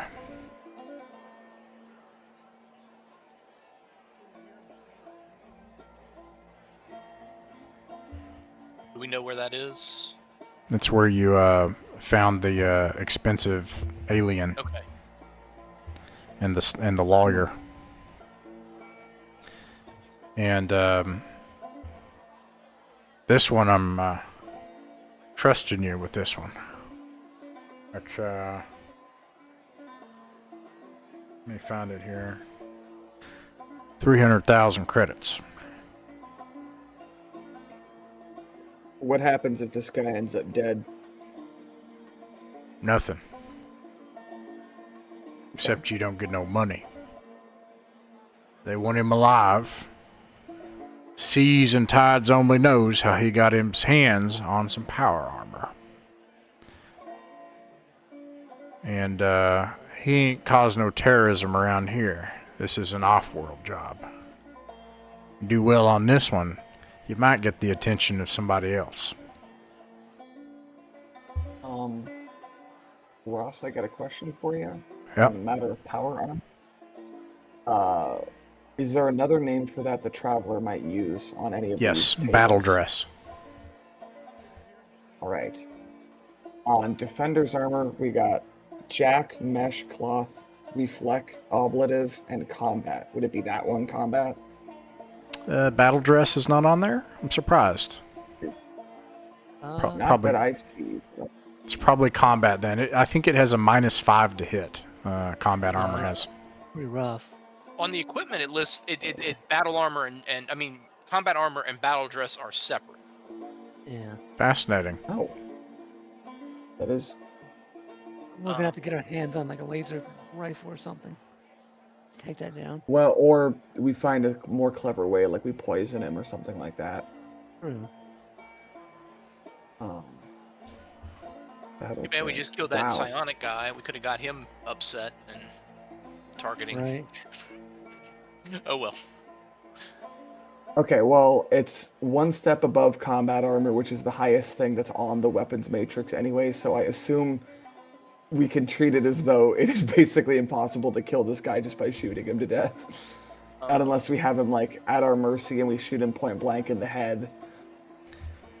Yeah, usually what I do with something like that, unless you can help me with the math otherwise, is I do treat like a critical hit, like if you get a nat 12, you can hit them. But yeah. Or you can grapple them, or you can go into hand-to-hand combat, or do some kind of trick, or whatever, yes. Alright, we'll take this job, and let's go workshop an idea for what we want to do with this. Because Yeah. I think this is going to require a little bit of trickery. and some people. Well, okay, so like, what? The act of terrorism was off-world. Was this like, is he sort of a mercenary, or is he like an ideological terrorist? You look at the mission packet, the portfolio that you have, and none of those details are there except for a description of the person. The body armor, or the power armor, you know to be basically the same technology as Imperial battle dress. So you would be able to recognize exactly what that looks like. It looks like a Halo combat armor suit with a swept back, Star Wars Rebel type helmet, but with a face cover. And the person is just a young woman named Bleeze. She's in her late 20s, and she has dark hair, and she's thin, and has dark skin, and yeah. And really, without going into all the specifics, Bleeze, you have all sorts of identifying marks of Bleeze, and biometrics that if you can get a sample back, you could know that it's Bleeze, etc. So if you see her, you'll know her. Yeah. But I'm sorry, to answer your question, that's not in there. It says that she's a convicted terrorist, and she's of interest to Traxicola Company. Here's the good news. We are supposed to bring her in alive. So, I mean, we don't like if you kill someone, you can't undo that. You can't take it back. If we capture her, but then determine that she's not actually like an evil terrorist who wants to harm civilians or anything, we could let her go and say that she managed to elude us, or that we weren't able to defeat her with her advanced power armor. Like the marshal said, I mean, the only thing that happens if we fail is that we don't get paid.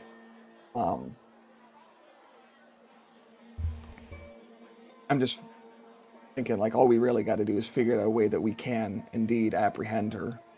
Well, one thing I was thinking is we need to go to Dr. Faid and maybe see if he's got some sort of,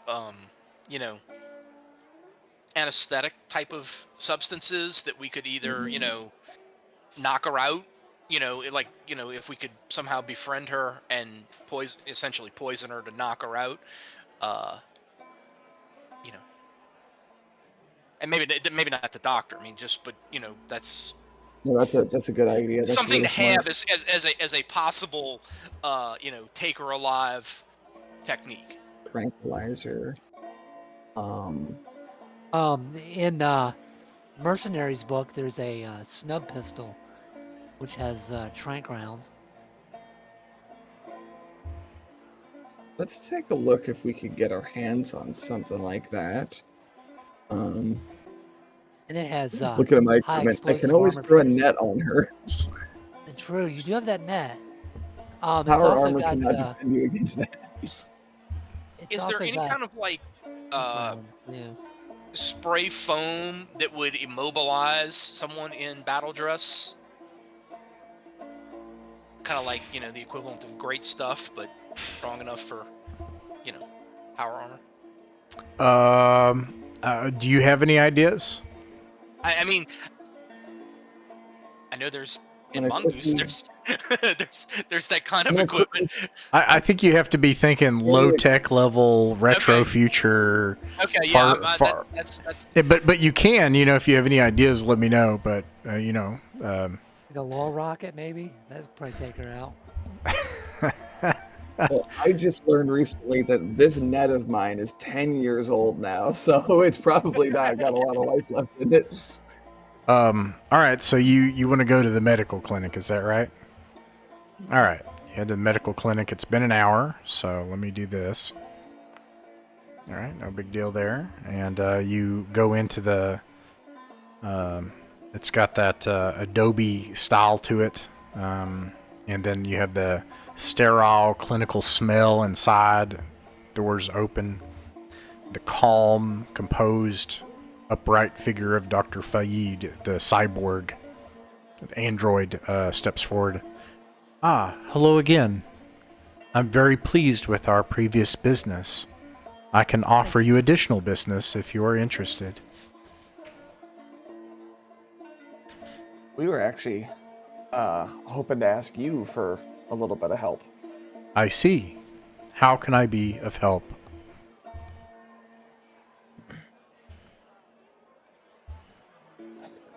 Is there a sensitive way to ask this question of a doctor?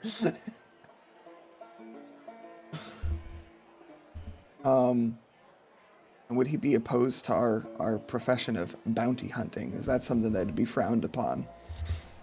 Yeah, I mean that because I was honestly of the opinion we're taking a job to bring in a target alive, and we want to essentially knock them out, not get into a firefight. We're pursuing a fugitive on behalf of the MEF, and we want to be careful not to kill them. So you know all about keeping people alive. Do you have anything that would help us to immobilize somebody or neutralize them, something that can knock them out? That would help us, not accidentally take a life that we can't give back. Do you have some proof of your authority appointed in this manner? I show my badge. He nods. I regret that such means must be used. However, if it can save a life, I believe this is the best path that you could take. Therefore, I warn you, I am aware of weapons like this that exist. Unfortunately, I have not such weapons that could help save this life. But I do have some medicinal tools which would accomplish this. Unfortunately, you must be able to gain contact with the person's skin, and they must either inject it or ingest the substance. And he provides you with some anesthetics.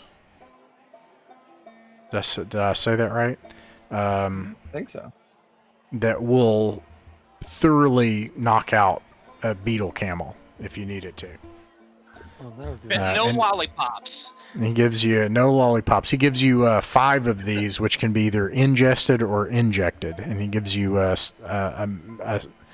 reliable means of injecting them in anything up to the size of a beetle camel. Nice. Right. Question for you. How long does this take to set in? It's immediate. Damn. That rules out that idea. What are you thinking? You don't have to worry about it. We were the ones who got to figure out the ins and outs of how to, provide anesthesia to an unwilling patient. Well, I am a trained physician, and so if it needs to be delayed release or something like that, I can accomplish this. Oh yeah, because that could definitely open up possibilities for us, I think. Yeah, I mean, he's got all kinds of drugs. He can do it. What do you need? Wait, I'm just trying to figure out what's your concern about the immediate effect. Like if they're unwilling. What I was hoping is that because we want to get them in a position, ideally, where they involuntarily inject or ingest it would be the perfect thing. This Bleeze woman, they're not just they. Yep. I had a very, very funny thought. What if one of us, I'm not going to say who on the team it has to be, it doesn't even have to be one of us who's currently present right now, but if Books or Niall or someone took a swig of a drink and then offered it to her, but it was drugged, and you just take one for the team. You go down with her. I'll do it. I can also offer a counter drug if that is of use. That might be. I think it would be, yeah. Okay. He Ooh, gives you an equal sample of delayed release, immediate, and counter drugs for this purpose.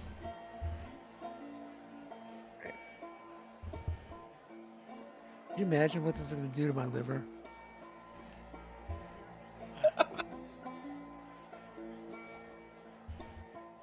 I mean, We'll have to you only workshop have one. He actually says, "I would not suggest that anyone with only one kidney use this." Oh, man.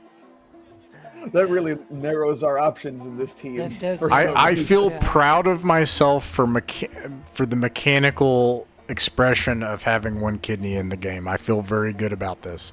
That is definitely you need a kidney to take a Process these big drugs. yeah.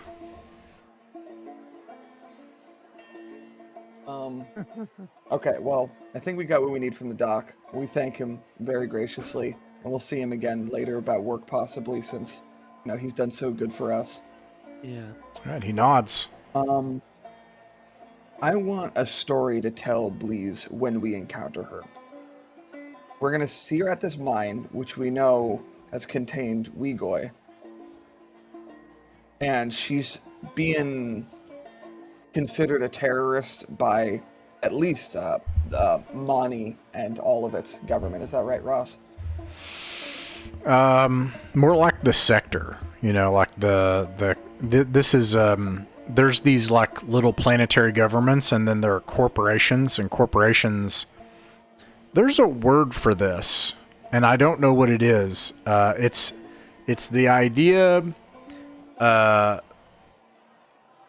It's funny because I discovered this in Traveler first. It's like, imagine how families control corporations, kind of like in Cyberpunk, but they're royalty. So you're a baron or a knight, but you're like a CEO or like in control of the majority shares of a company. It's like techno feudalism. Is that right? Did I get that right? Yeah. So it's kind of like the Chome Corporation from Dune. Is that? Yeah. Yeah, like they literally have. By the way, that's how everything works here. Is you have literal. You have I have literal. a different name for it. You have literal barons and like knights, and they have these titles and duchesses, but they're the majority, the family-owned majority shareholders of companies, and so you have like planetary governments and solar governments, and then over that you have these mega corporations, which are more powerful, and then over that you have these sector-wide governments, the hegemony and the empire. Anyways. Capitalist hellscape. Yeah. Right. Oh, totally it is. Oh yeah, no. I actually, I don't know. It might be better or worse. If you haven't read Space Viking, great discourse on that. Great discourse. Anyways, moving on. She probably would not trust us if we were visibly associated with the MEF at all. So you're going to keep that badge out of sight, Radament. Okay, fine. I'll put it in my pocket. If we present ourselves as independent folks, like we are, that's more inclined to be trustworthy. Yeah. I don't think there's hiding the fact that we are mercenary types. I mean, we're armed to the teeth and we're covered in cybernetics. True. But out of all the kinds of work we might claim to be doing, I think we should say that we are on a mission on behalf of the Rangers to recover any potential Weegoy parts that are rumored to be in that mine. I know that this is a fairly credible lie because all of the foundations of it are literally true, even though we've made that up. And if if we manage to get some Weegoy parts, it's more money for us. Yeah. If there's any more that we missed in there. All right, we only have about 18 minutes left, so maybe we can, maybe we can, see what happens. But here you are. Where do you go? Right. We head north up the road, just like straight up that way. Same deal as before with our beetle camels. All right. You make it just shy of it, and You run out of day, so I'll do one more here. Uh-oh. Countered something. Let's see what happens.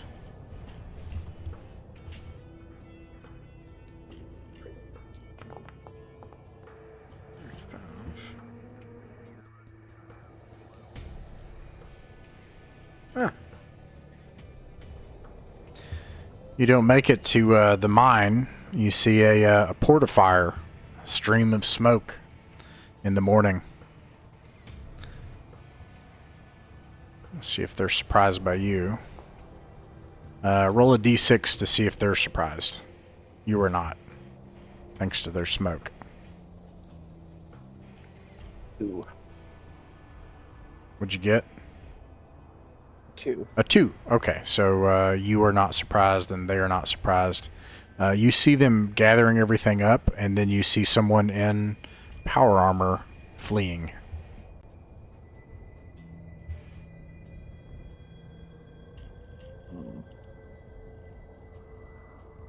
What direction are they fleeing? Toward the mine. Toward the mine? Mm-hmm. We just keep going that way, I think. Sure. What were they doing? I mean, like we passed where they were, right? Where we first encountered them was. Yeah, it's clear that, you know, like off in the distance they saw you, off in the distance you saw them, and when they saw you, they packed up what they could and they fled. They were out like you were. Okay. To what end you don't know yet. Yeah. I smuggle Weegoy. We will pretend when we encounter them that we didn't even know about them. Like, we're not here for them. They're probably paranoid as hell, thinking that everyone's hunting for them, which is correct. But we're going to make it out like we were just here for the mine on our own, and we don't want to run into any trouble with a stranger out here. Kind of, you know, play innocent a little. Okay. Well, that all happens as you approach the mine entrance. A voice calls out, "You're not taking me in. I don't care who sent you." We weren't expecting to run into anybody out here. Are you okay? Do you need help? Are you hurt at all? I'm alright. You're a fool if you came out here on your own right now. Are you armed? Yes, I am. Me and all my friends.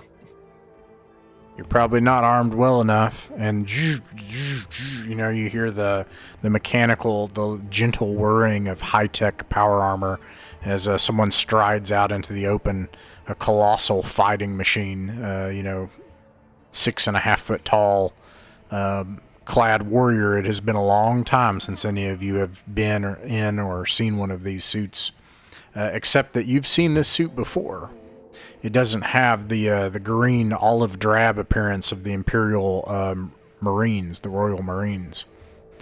It has a white appearance. You've seen it on someone before. Is that Zodani? No. Balgras? No, this is and he even has a portion of the tattered cape that you saw on the person, and scorch marks of battle and places where it's even been dinged and damaged. You saw this on this person, and that's what it looked like at the time.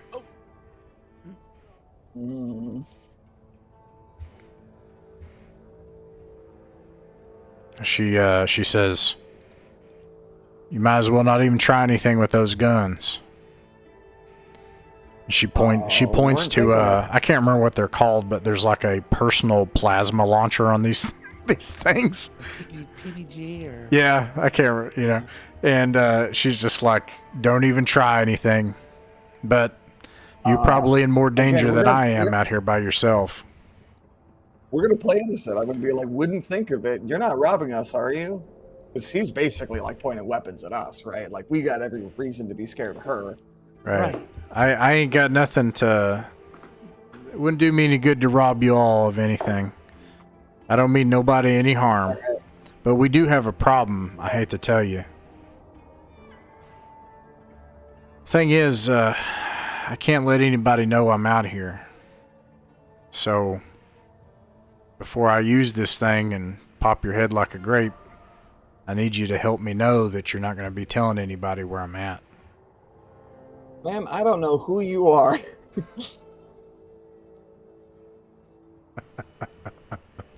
Look, we've seen plenty of weird stuff out here, and we haven't told anyone. about Through a it. mechanical voice, she says, "How do you know I'm a ma'am? Who sent you?" Man. I said man. How do you know that? Nah, I ain't no fool. Somebody sent you Look. out here. The Valley So, Rangers let sent me- us out here. That's the ruse we're going with, right?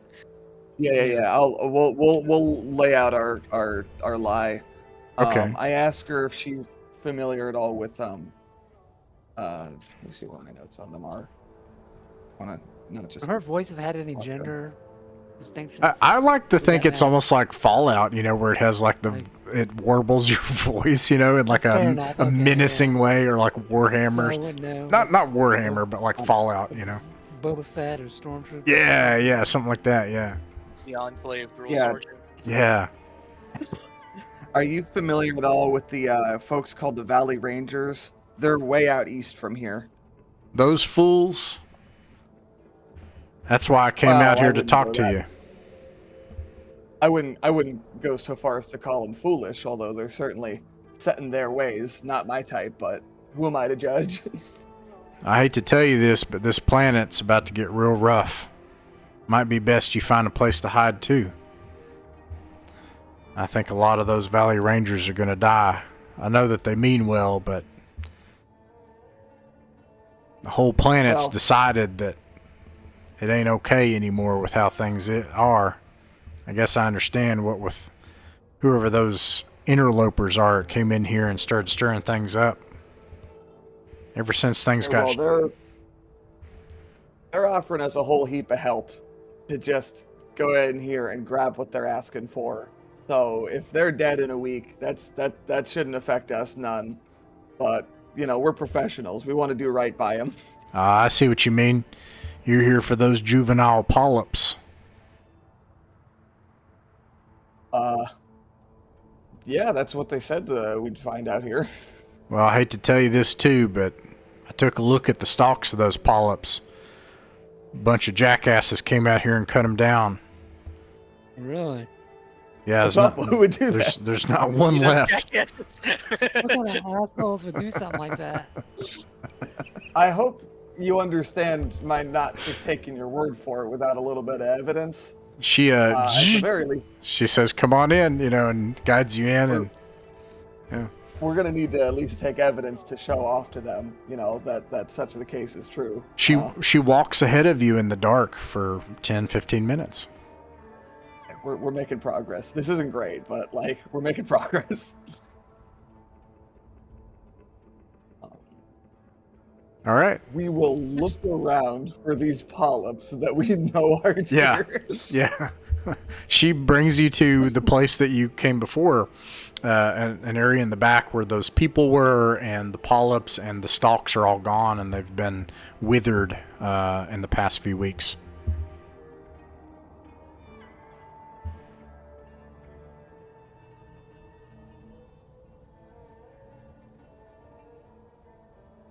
Yeah, what do you all do now? Get a photo camera of some sorts, right? That was how we were going to take pictures of a statue once upon a time that we never did. Yeah. Yeah. So we'll document what we find here as best we can for our patrons, the Valley Rangers. What time of day is it, Ross? At this point, it is evening. It's nighttime. Well, I'll mention to her we're probably gonna need to camp out either here or somewhere in this neck of the woods, and I'll be honest, I'd feel safer up in the nice fortified mine. That's got nice shooting positions for our people who are gonna be on watch. You hear a mechanical, warbled laugh from inside the suit, and she says, "It's funny. Most of the people here think this mine is haunted. But if you want to sleep in here, tink tink, I'll be sleeping in this. So good luck with that." And she slumps down next to a wall and just goes still. There's no way. Hold up, wait. There's no like gaps in power armor, right? Oh gosh. Well, Yeah. I mean, like, Oh, go ahead. I was gonna say, let's like set up a campfire where we would cook our meal for the evening, and then at some point maybe like just either call out or like knock on her armor to say, "Would you care for a meal?" or something like that. Yeah. Right? Yeah. And just try and I bet we can't tell if she's actually asleep in there, just in case she's bluffing really hard. Unless she's snoring. Warbled electronic snoring sounds. Eventually, you'll make a campfire and make a meal and do that. And she wakes up and she says, "I'm fine, actually, but I don't mind waiting here and sitting."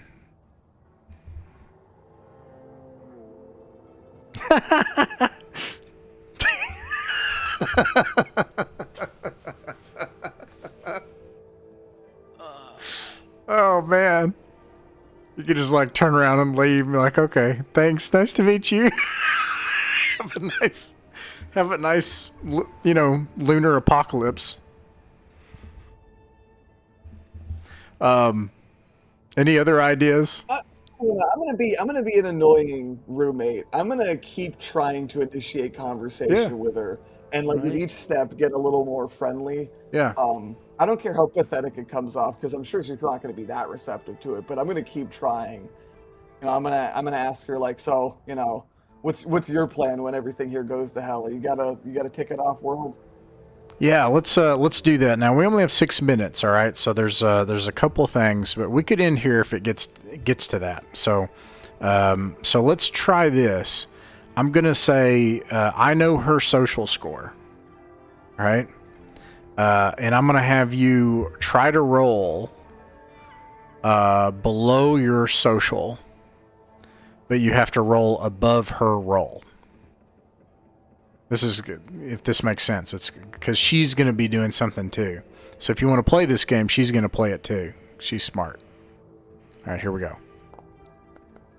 Nice. Okay, let's see. You have to roll above a 5, but below your social. My social 7, Ross. Oh my. So 5, 6, or 7, basically. I got an 8. She learns your story. Yeah. All of it? Because there's a lot. Yeah. She starts to learn, wow, you're from a different part of the galaxy and everything. All those stories we heard. I thought the Imperium was fake. There's all kinds of little Imperiums, The funny thing is we've met Dawn Seekers and we've met Valley Rangers, and we could see there was Imperium presence even out here once upon a time, way back when. It is funny. They seem like ancient history now, but yeah, it's well, I believe you. I also know, based on what you told me, that you got sent out here to take me. So I'll tell you something. I'd rather die than get taken back. Maybe something you ought to know about this sector, stranger, is Radamant?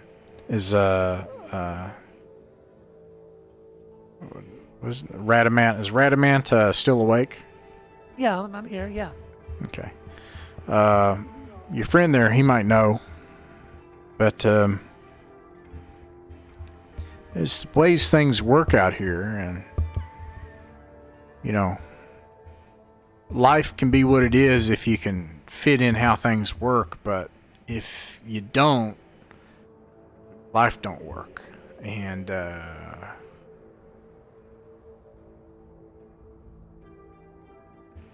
it can get real bad. And I hope I can find a way out of this, but I'd rather be dead than have to go back and go back to the life I knew before this. I don't want that anymore. she says straight up she knows that we're here to take her. Yeah, because she knows you're travelers. You're off planet, so yeah. I think that's a very logical conclusion. I'm not gonna try to fight it anymore. Then I'll just say to her like, I understand that, and I would rather leave you alone than die trying to take you in. You hear another mechanical chuckle. Well, there's only so much peeing I can do in this suit eventually. But I'm going to be honest with you. I'm going to stay in this suit until you're long out of my sight. And then I'm going to find a place to hunker down. I'm going to find I know you're not still idling the episodes on YouTube, but that would have been such a good one. No, I am. No, I am. Yeah, I am. Yeah, I am. Okay. Yeah. Yeah. And anyways, one last thing. Sorry, I didn't mean to interrupt you, but yeah, you are being recorded. I apologize. Because you didn't know. One last thing before we run out of time, though. You begin to hear something again familiar off in the distance. She looks outside. You can see the night air being lit up. Well, it's like I said about those rangers. I know they mean well. And that's where we'll end the adventure for the night.